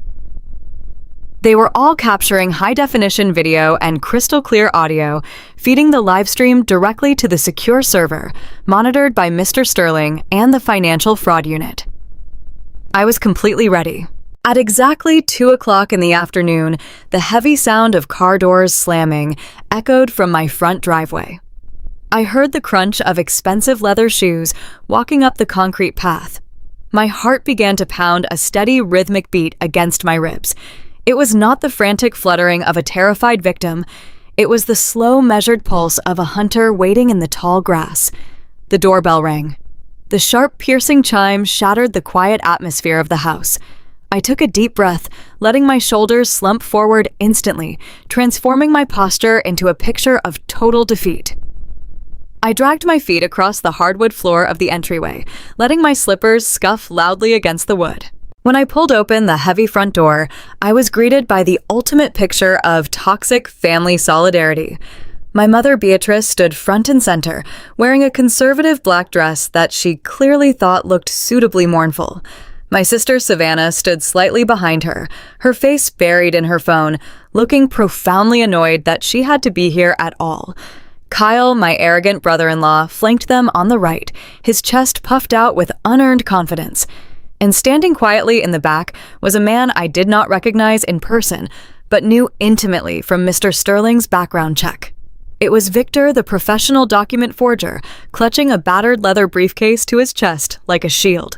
"Oh, my sweet broken Clara," Beatrice cried out the absolute second the door opened. She threw her arms open and lunged forward, wrapping me in a suffocating, dramatic hug.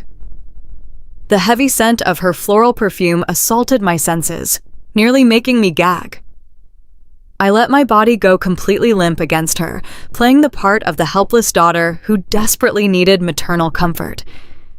She stroked my tangled hair with a hand that felt more like a claw, her voice dripping with a sickly, manufactured sweetness. "Look at you, my poor darling." Beatrice continued, pulling back just enough to look at my pale, makeup-free face.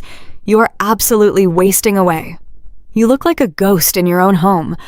I told you that you are not strong enough to be alone right now.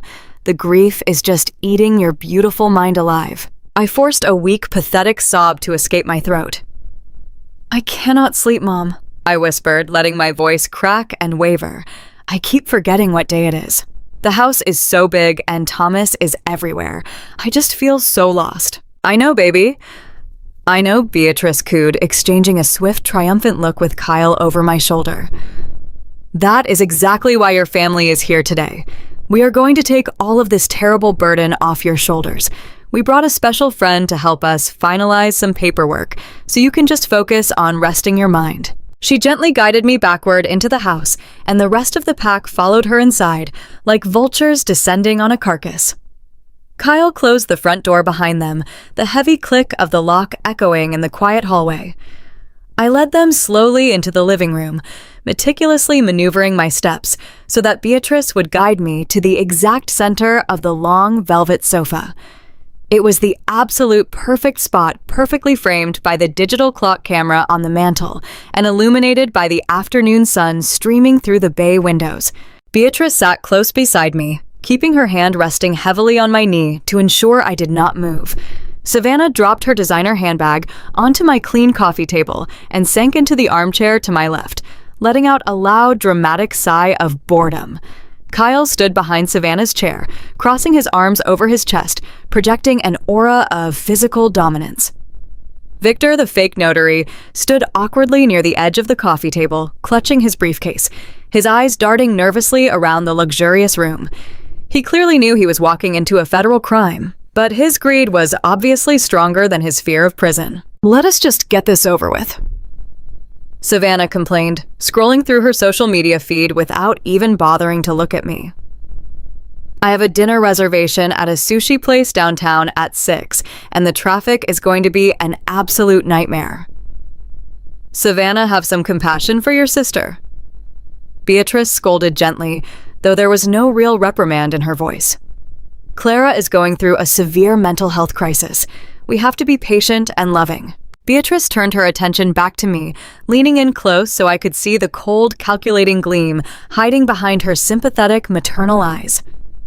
She reached into her purse and pulled out a thick stack of legal documents printed on heavy, official-looking paper. She placed them carefully on the glass coffee table, right next to a silver pen. "Clara, listen to me very carefully." Beatrice began, her voice dropping into a soft, hypnotic rhythm designed to manipulate and confuse. "We have all been talking, and we are deeply worried about your mental decline since Thomas passed away. The doctor we consulted agrees that you are suffering from acute trauma. Your mind is fracturing, sweetie. You forgot to turn off the stove the other day. You are losing your keys. You are hallucinating in the middle of the night. You are simply not in any condition to manage a $2 million corporation or handle a massive life insurance payout. The stress alone could cause a total psychotic break." I let out a soft whimper, staring blankly at the papers on the table, pretending to be completely overwhelmed by her words. "I do not understand, Mom. I mumbled, slurring my words slightly, just as the toxicologist had described. What are those papers? These are your salvation, darling. Beatrice lied, tapping the top page with her manicured fingernail.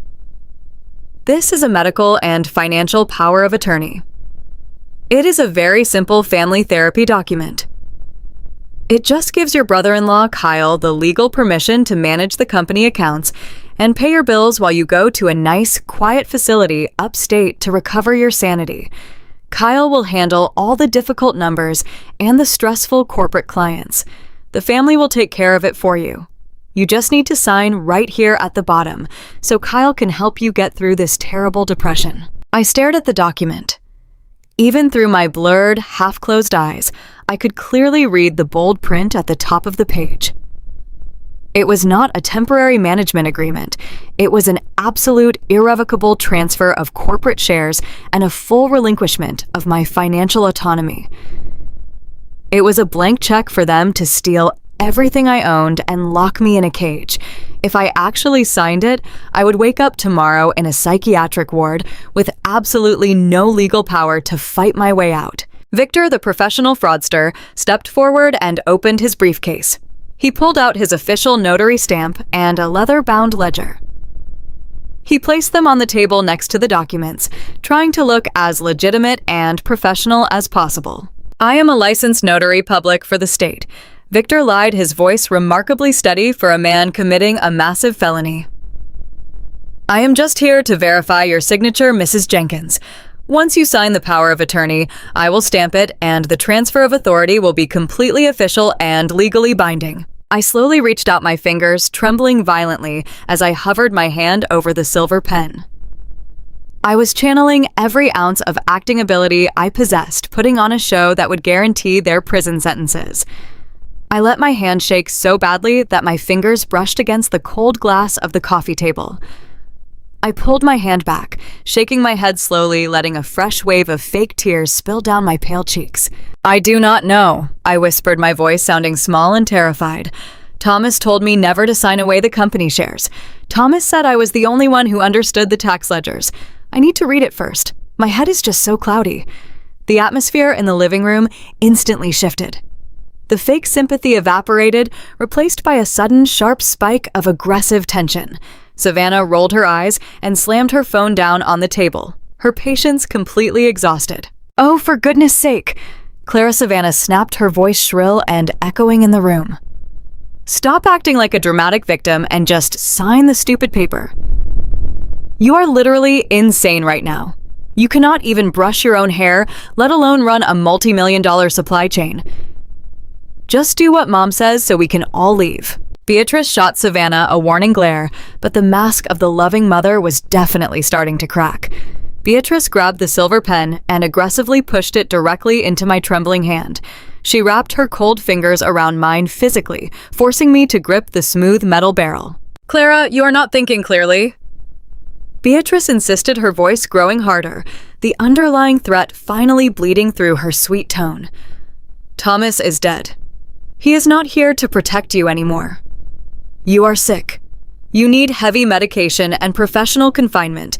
If you do not sign these papers voluntarily, we will have no choice but to drag you into a courtroom and have a judge declare you mentally incompetent in public. Do you want that humiliation? Do you want the whole city to know you have lost your mind? Sign the power of attorney right now and keep this a quiet family matter. I sat frozen on the sofa, clutching the pen. The weight of the silver barrel felt incredibly heavy in my sweating palm. I looked down at the blank signature line on the fraudulent legal document. I could feel the invisible presence of the hidden cameras recording every single second of their vicious coercion. I had them exactly where I wanted them. The trap was fully loaded and they were standing right in the center of the kill zone, but they were not finished pushing me. Kyle, who had been standing silently behind Savannah's chair, finally decided it was time to assert his dominance. He walked slowly around the coffee table, his expensive leather shoes sinking into the carpet. He stopped right behind the velvet sofa, towering directly over me. The heavy, overwhelming scent of his cheap cologne filled the air around me, making me feel physically sick. I could feel the heat radiating off his body. He leaned down, placing both of his large hands heavily on the backrest of the sofa, boxing me in completely. His physical proximity was an intimidation tactic designed to make me feel small, weak, and entirely trapped. He lowered his head until his mouth was just inches away from my ear. When he spoke, his voice was not the fake comforting tone of a concerned brother-in-law. It was a low, guttural dripping with condescension and pure, unadulterated arrogance. "Sign it!" Clara Kyle ordered, his hot breath brushing against my tangled hair. "Do not make things difficult for everyone. You are just a glorified bookkeeper who got lucky by marrying a man with actual vision. You are nothing without him. Look at yourself. You are a complete disaster. You are not sane enough to be an accountant, let alone run a company." The silver pen felt incredibly cold and remarkably heavy in my sweating palm. I sat hunched over on the velvet sofa, letting my hands tremble violently to maintain the illusion of my complete mental collapse. Kyle was standing so close behind my shoulder that I could feel the unnatural heat radiating off his body. I could smell the sharp, offensive stench of his cheap cologne mixing with the stale air of the living room. He was practically breathing down my neck, hovering over me like a starved scavenger, waiting for an injured animal to finally stop moving. He wanted this to be over. He wanted my signature on that fraudulent piece of paper so he could instantly assume control of my husband's $2 million company. Beatrice was sitting right next to me on the sofa. Her eyes were locked onto the tip of the silver pen with a starving desperation that made my skin crawl. She was holding her breath, anticipating the exact moment her 32 years of psychological abuse would finally culminate in her ultimate financial victory. Savannah was sitting in the armchair just a few feet away, tapping her expensive designer shoes against the hardwood floor. She looked profoundly annoyed, completely oblivious to the fact that her entire world of stolen luxury was about to shatter into a million irreparable pieces.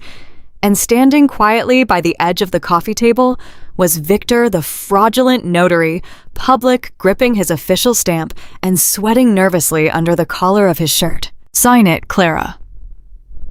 Kyle urged, his voice dropping into a low, condescending growl that vibrated right next to my ear. "Do not make things difficult for everyone. You are not sane enough to be an accountant, let alone run a company." I lowered the tip of the pen toward the thick, official parchment. My hand was shaking so badly that the silver barrel tapped rhythmically against the glass surface of the coffee table. It was a calculated, perfect performance. I let out a soft, pathetic whimper, pretending to be entirely broken by the sheer weight of their manipulation.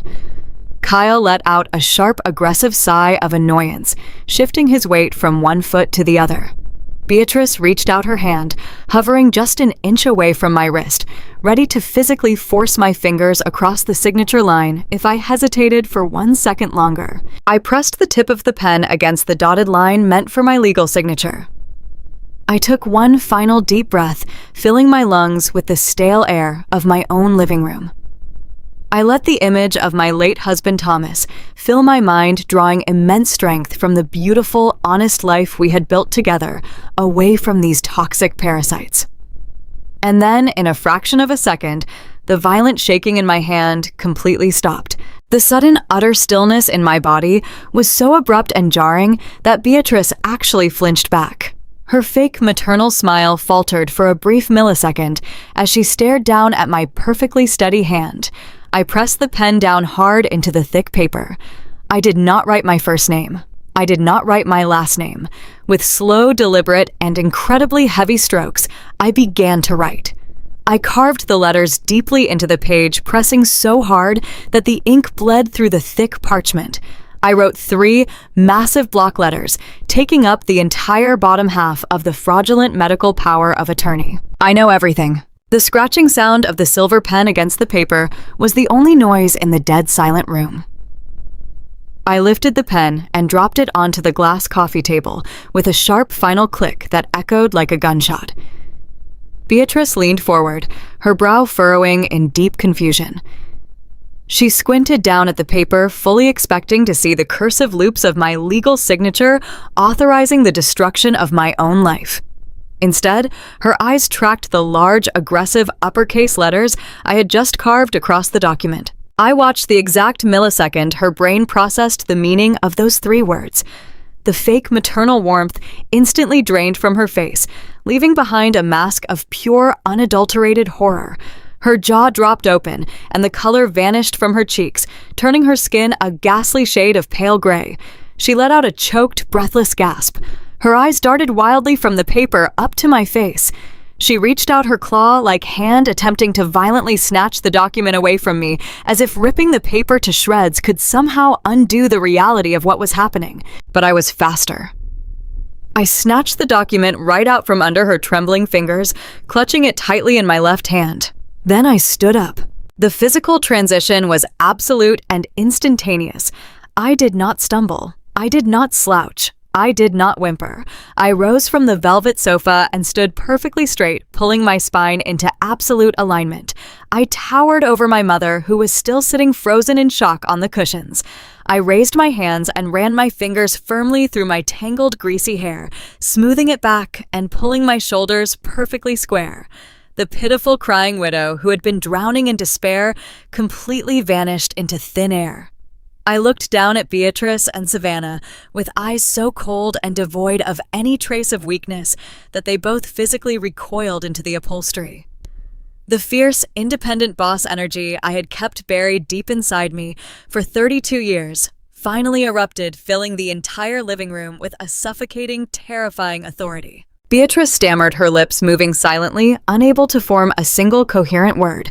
Savannah dropped her cell phone onto the carpet, her eyes wide with sheer panic as she stared up at my sudden transformation. I stared directly into my mother's terrified eyes with a gaze as sharp and lethal as a freshly honed knife. High-dose prescription tranquilizers. I began, my voice ringing out clear, commanding, and completely devoid of the slurred weakness I had been faking for days. A fake doctor named Eris Thorne, a fraudulent notary, and a $3.5 million robbery plot carefully designed to steal my dead husband's company and my life insurance money. I took a slow, deliberate step forward, forcing Beatrice to press her back hard against the sofa cushions. I let the terrible weight of my words hang in the heavy air, watching their faces turn the color of wet ash. Did you honestly think my depression was so easily exploited? I asked, my tone dripping with absolute icy contempt. Did you genuinely believe I was just going to blindly swallow those illegal pills you brought into my home? Did you think I would just quietly slip into a medically induced coma and let you lock me away in a psychiatric ward while you drained my bank accounts to pay for Savannah's credit card debts and Kyle's failing businesses? Savannah let out a high-pitched, choked gasp. Her perfectly manicured hands flew to her mouth, covering her lips in absolute terror. She looked around the living room as if the walls were suddenly closing in on her. Beatrice started shaking violently. She looked like a ghost who had just come face to face with the devil. "What are you talking about, Clara?" Beatrice whispered, her voice completely devoid of its usual arrogant power. "You are sick. You are having a paranoid delusion. We are just trying to help you." I let out a harsh, humorless laugh that sent a visible shiver down Savannah's spine. "Do not insult my intelligence, Beatrice. I had those supplement capsules tested at a private toxicology lab yesterday morning. I know exactly what kind of central nervous system depressants you were trying to feed me. And I also know that you stole my diamond pendant out of my dining room cabinet because the hidden high-definition security camera concealed in the smoke detector directly above the kitchen island recorded every single word of your little celebration yesterday afternoon." Savannah let out a piercing scream of pure panic. She jumped out of the armchair, dropping her expensive handbag onto the floor. "You recorded us," she shrieked, backing away toward the front window. "Mom, she recorded us." Kyle, who had been standing completely frozen behind the sofa, suddenly snapped out of his paralyzing shock. The realization that his entire hostile takeover plan had been a carefully orchestrated trap finally hit his arrogant brain. His face twisted into a grotesque mask of furious, panicked rage. The veins in his neck bulged visibly against his tight collar. "You are insane!" Kyle roared at the top of his lungs, his voice echoing wildly through the house. "Give me that paper, you crazy woman. Give me the damn paper." He lunged forward, throwing his entire body weight over the back of the velvet sofa to snatch the forged document out of my hand. He reached out violently, his fingers curled into aggressive fists, intending to tackle me to the floor and destroy the evidence by any means necessary. He never even got close. At that exact defining second, the heavy wooden door to my home office burst open with a deafening, explosive crash. The sound ripped through the living room like a physical shockwave. Kyle froze in midair, his eyes widening in absolute terror as he spun around to face the hallway. Out of the office strode Attorney Sterling, looking like a sleek, dangerous predator who had just cornered his prey. He was flanked immediately by two large, heavily armed police officers, wearing dark tactical uniforms and duty belts.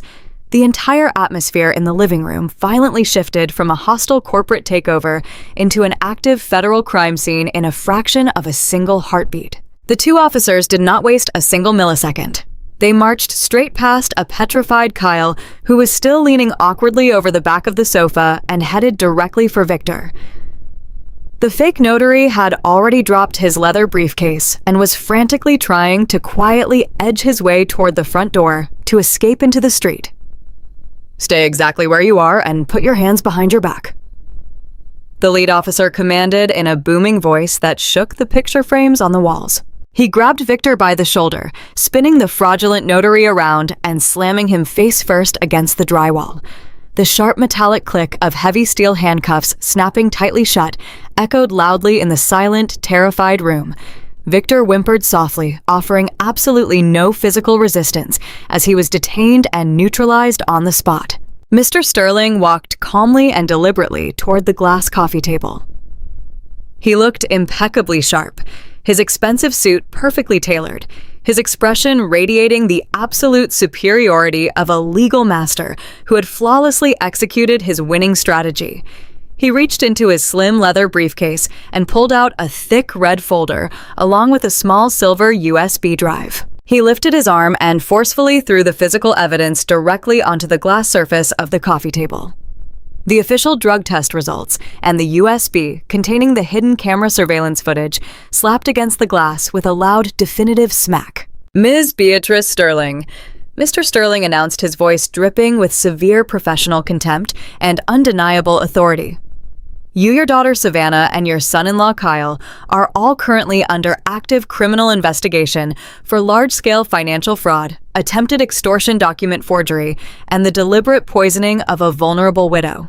Beatrice let out a horrific sobbing wail, clutching her chest as if she had just been physically shot. Savannah began to hyperventilate, backing herself into the corner of the living room, while Kyle stood completely paralyzed behind the sofa, staring blankly at the police officers in the room. "A federal arrest warrant has officially been issued." Mr. Sterling continued staring coldly down at Beatrice. "And the authorities have heard absolutely everything. Your sacrifice is over, Clara. Justice has officially arrived." The heavy silence that followed Attorney Sterling's declaration was absolutely deafening. It was the kind of absolute silence that sucks the oxygen completely out of the room.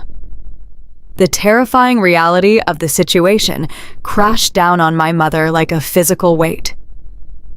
Beatrice, the woman who had spent my entire life standing tall and looking down her arrogant nose at me, suddenly lost all the strength in her legs. Her knees buckled violently beneath her. She collapsed onto the expensive hardwood floor of my living room with a loud, agonizing thud. The elegant, conservative black dress she had worn to play the part of the grieving mother now bunched up awkwardly around her legs, making her look pathetic and incredibly small.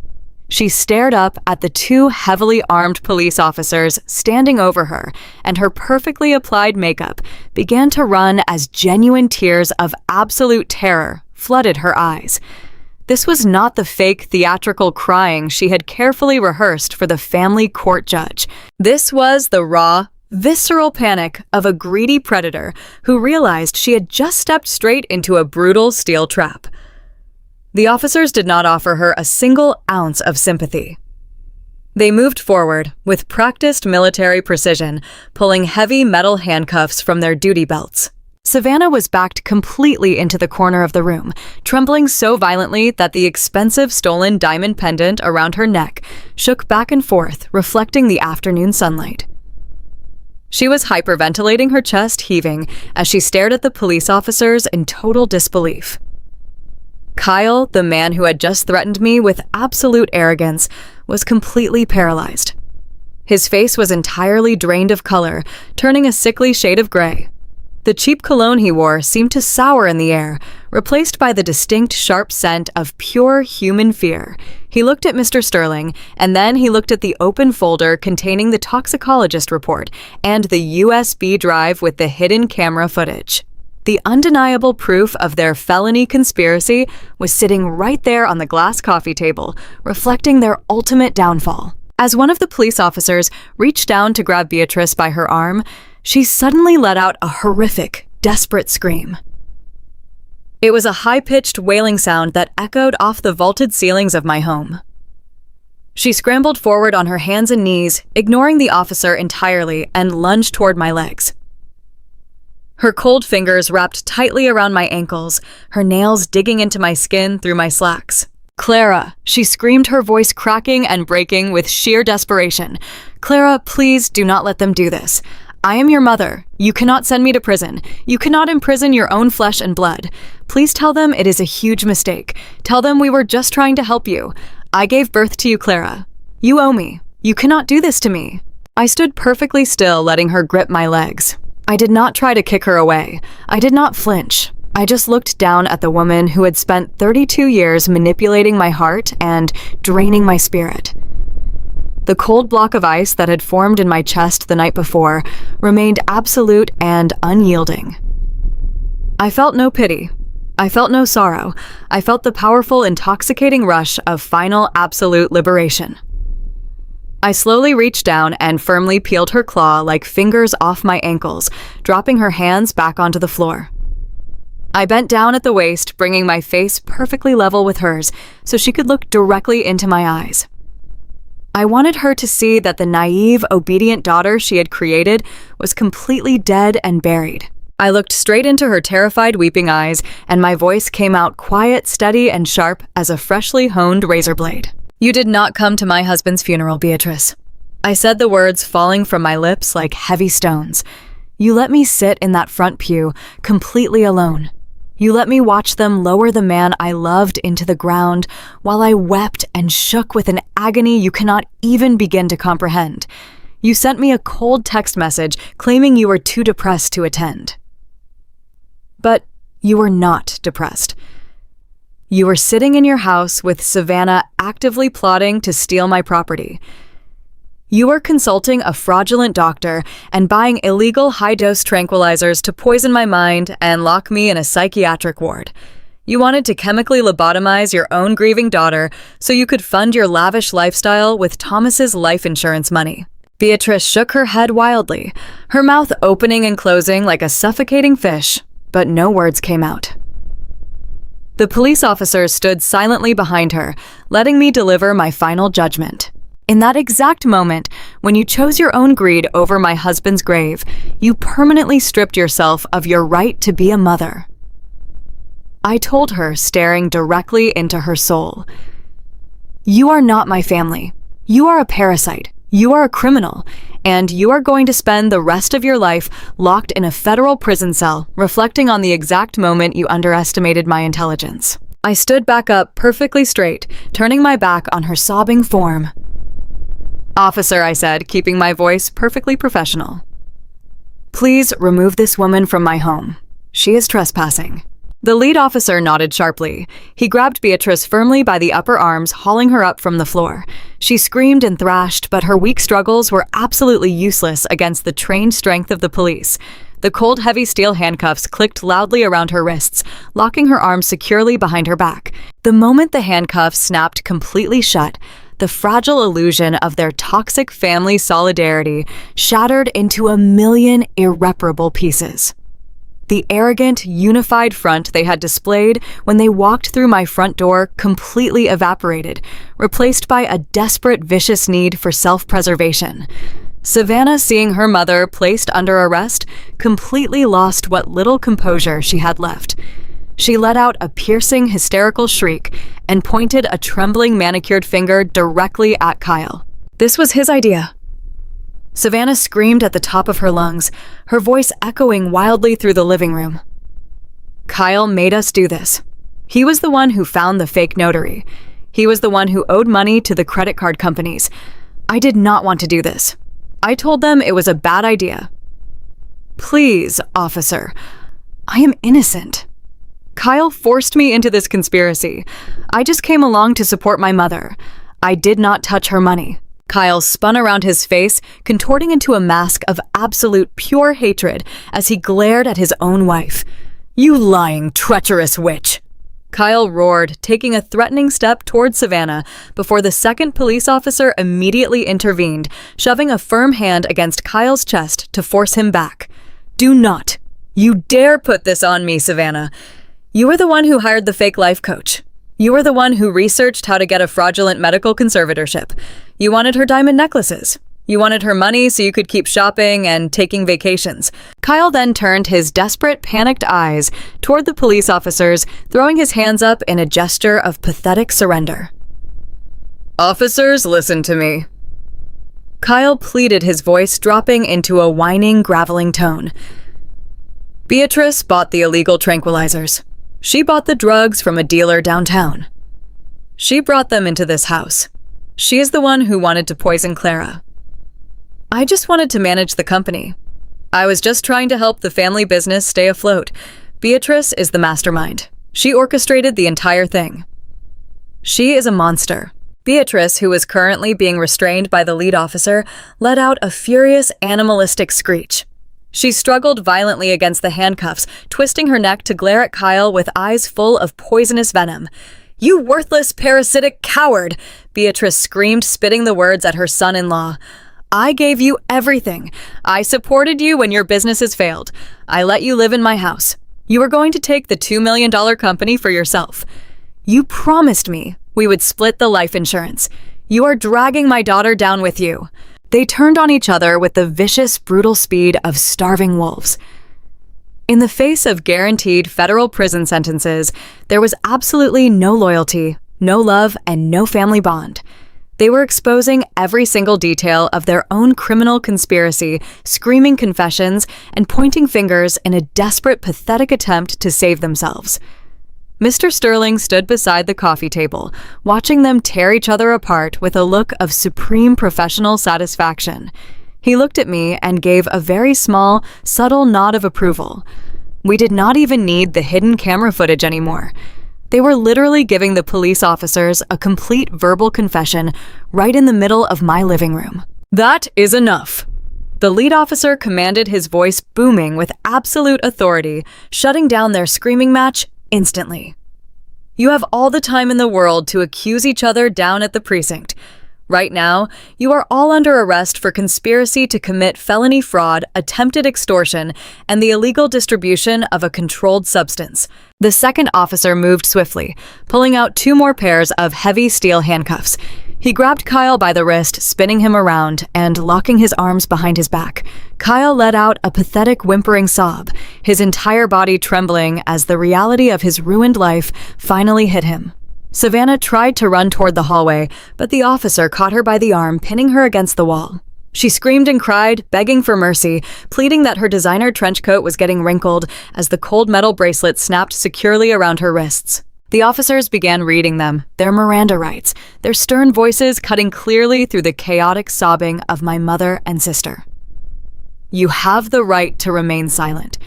Anything you say can and will be used against you in a court of law. The words were a beautiful, poetic melody to my ears.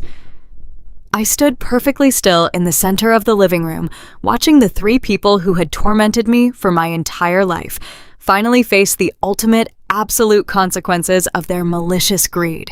Let us go! Move it!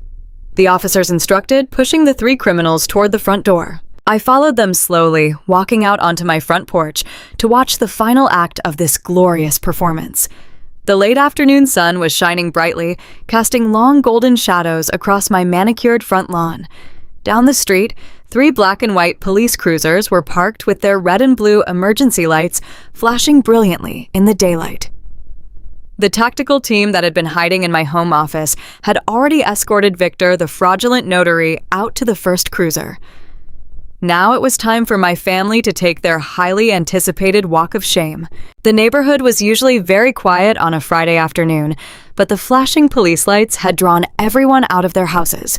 My neighbors stood on their porches and gathered on the sidewalks, watching in complete, stunned silence as Beatrice, Savannah, and Kyle were marched down my front walkway in handcuffs. Savannah was sobbing hysterically, trying to hide her face behind her tangled hair, deeply mortified that the wealthy neighbors she always tried to impress were watching her being hauled away like a common thief. Beatrice kept her head bowed, her shoulders slumped forward, entirely defeated and broken. Kyle stumbled over his own expensive leather shoes, looking around with wild, panicked eyes as the officers pushed him toward the back seat of the police cruiser.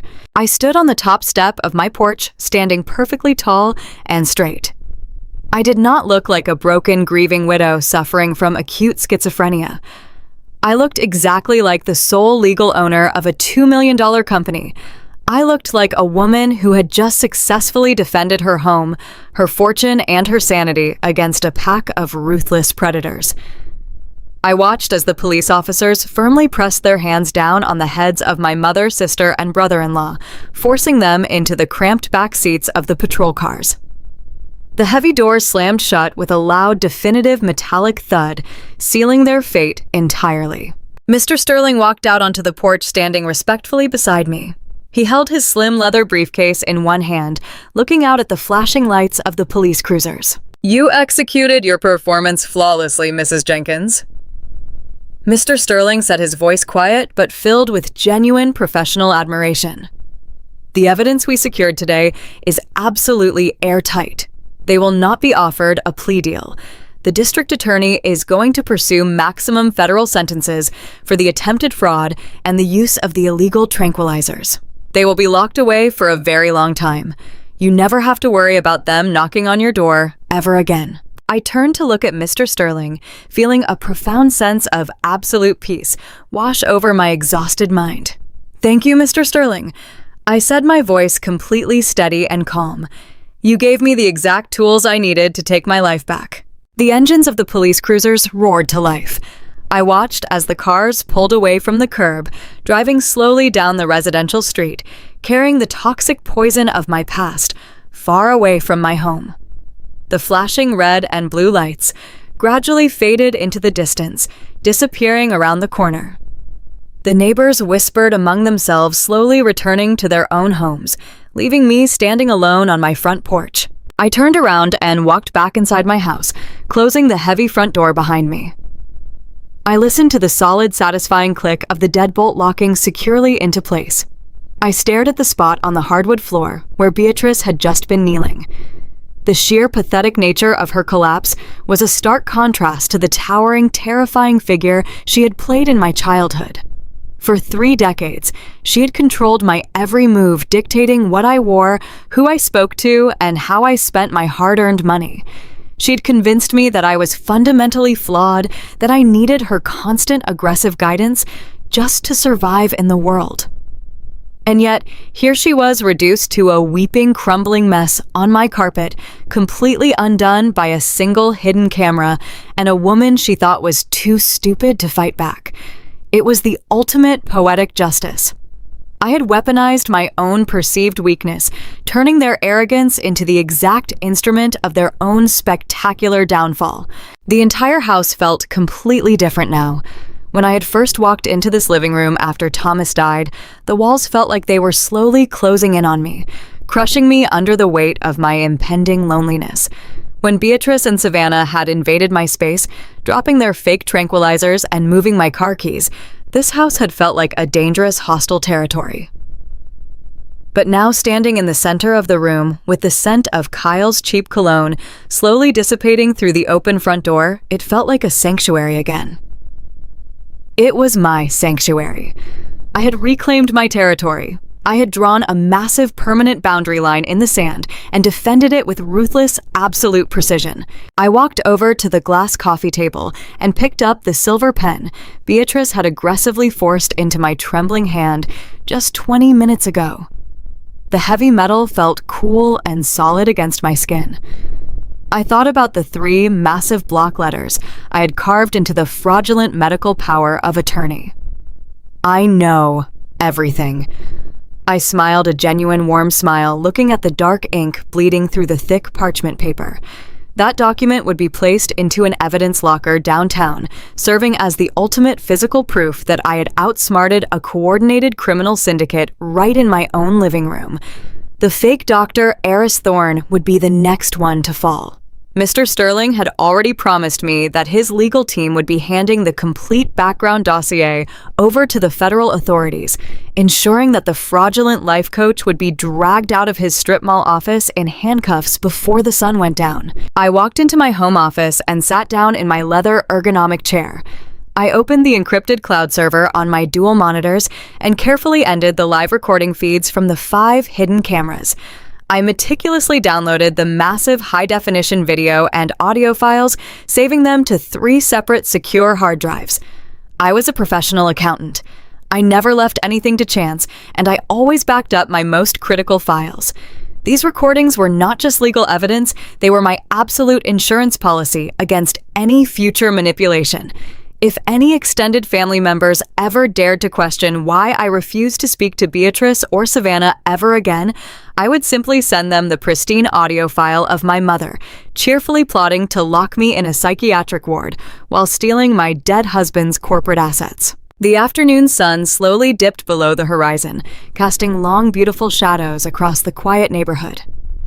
I made myself a fresh cup of hot black coffee and sat down by the bay window, watching the world outside continue exactly as it always had. The intense, blinding adrenaline that had fueled my performance all week finally began to slowly ebb away, leaving behind a deep, profound sense of calm. I had looked the absolute darkest evil in the face, the evil of greedy, entitled blood relatives, and I had not blinked. I had protected Thomas's $2 million company. I had protected his massive life insurance policy. I had protected my own mind, my own freedom, and my own human right to self-determination. As the evening approached, I knew there would be countless legal battles ahead. There would be depositions, criminal trials, and endless aggressive meetings with Mr. Sterling. But I was no longer afraid of any of it. I was ready. The righteous sentence had been delivered today in my living room, but the final absolute closure would come in a federal courtroom. And when that day arrived, I would sit in the front row watching the judge hand down their maximum prison sentences, and I would not shed a single tear. The innocent, obedient victim was dead.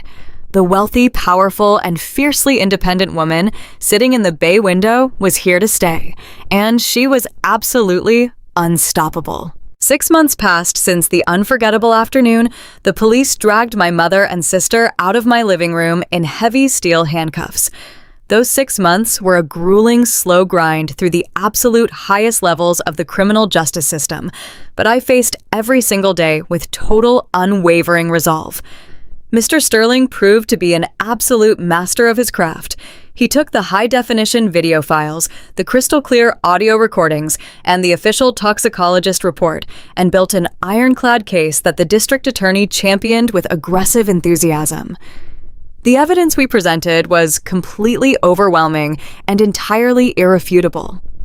There was absolutely no defense they could possibly mount against their own recorded voices, cheerfully plotting to drug me and steal my assets.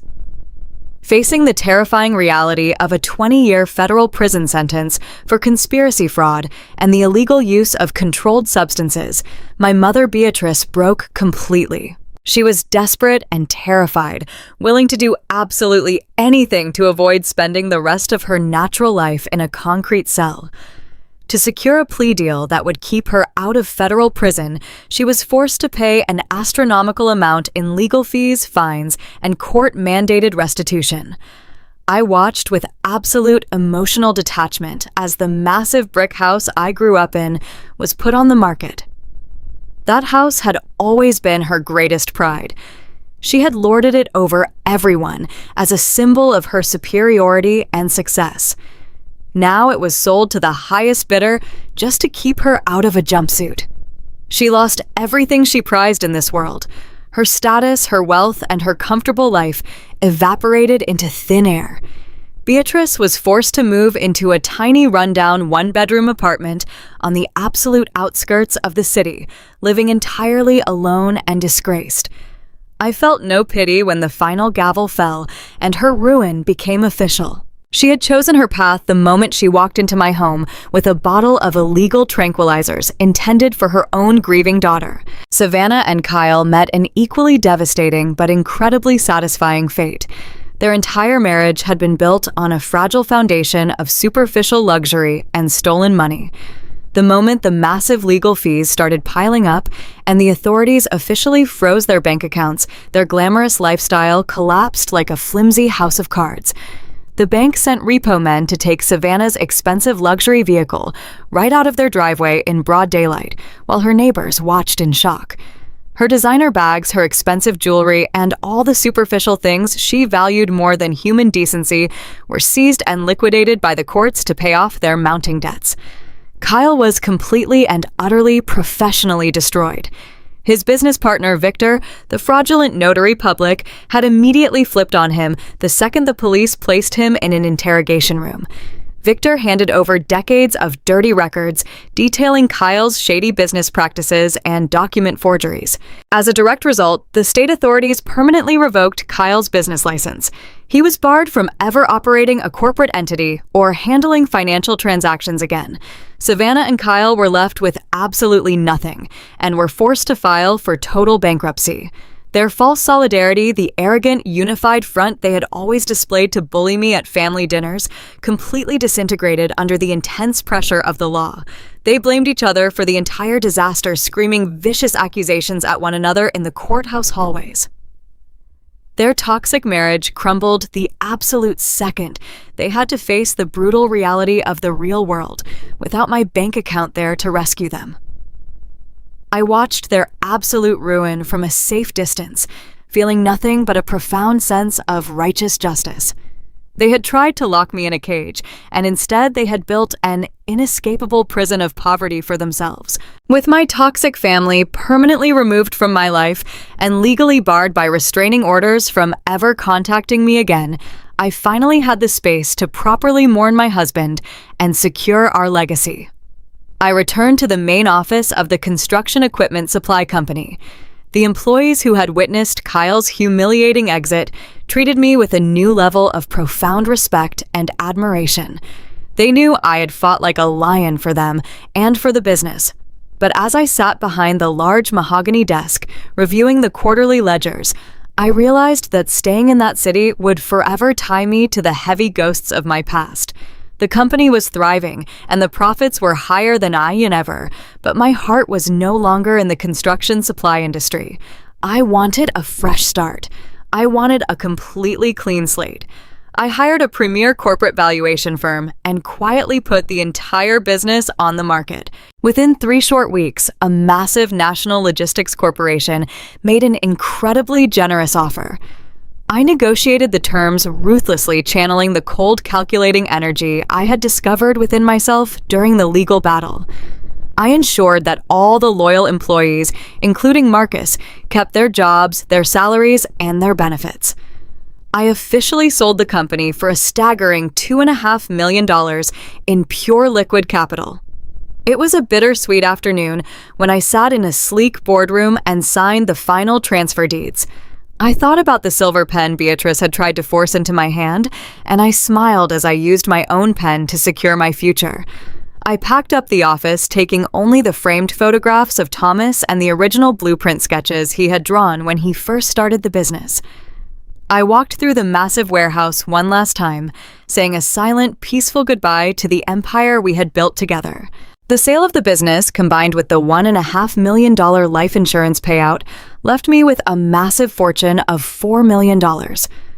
I was 32 years old, completely financially independent, and entirely free from the chains of my past. I hired a team of professional movers and packed up the large house I had shared with Thomas. I sold the heavy furniture, the dark decorations, and everything that tied me to the sorrow of the past few months. I packed my car and drove out of Grand Rapids, Michigan, without shedding a single tear or looking in the rearview mirror. I drove south, heading toward the warm, bright sunshine of the coast. I wanted a place where the winters were not cold and dark. I bought a beautiful, modern home overlooking the ocean. The house had massive floor-to-ceiling windows that let the golden sunlight pour into every single room. I woke up every morning to the sound of the waves crashing against the shore, breathing in the clean, salty air. The paralyzing anxiety that had gripped my chest for my entire life, the constant terrifying fear of never being good enough for my mother, completely vanished. I spent my days walking on the beach, reading books on my sunny patio, and drinking coffee in absolute total peace. I had finally found my sanctuary. But I knew that simply enjoying my wealth in silence was not enough. The horrific experience with Beatrice Savannah and Kyle had opened my eyes to a terrifying reality. There were thousands of women out there who were facing the exact same type of economic abuse and familial manipulation.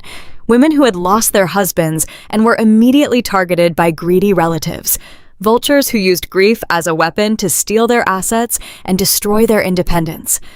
I knew exactly how terrifying it was to feel isolated and gaslit by the very people who were supposed to love and protect you.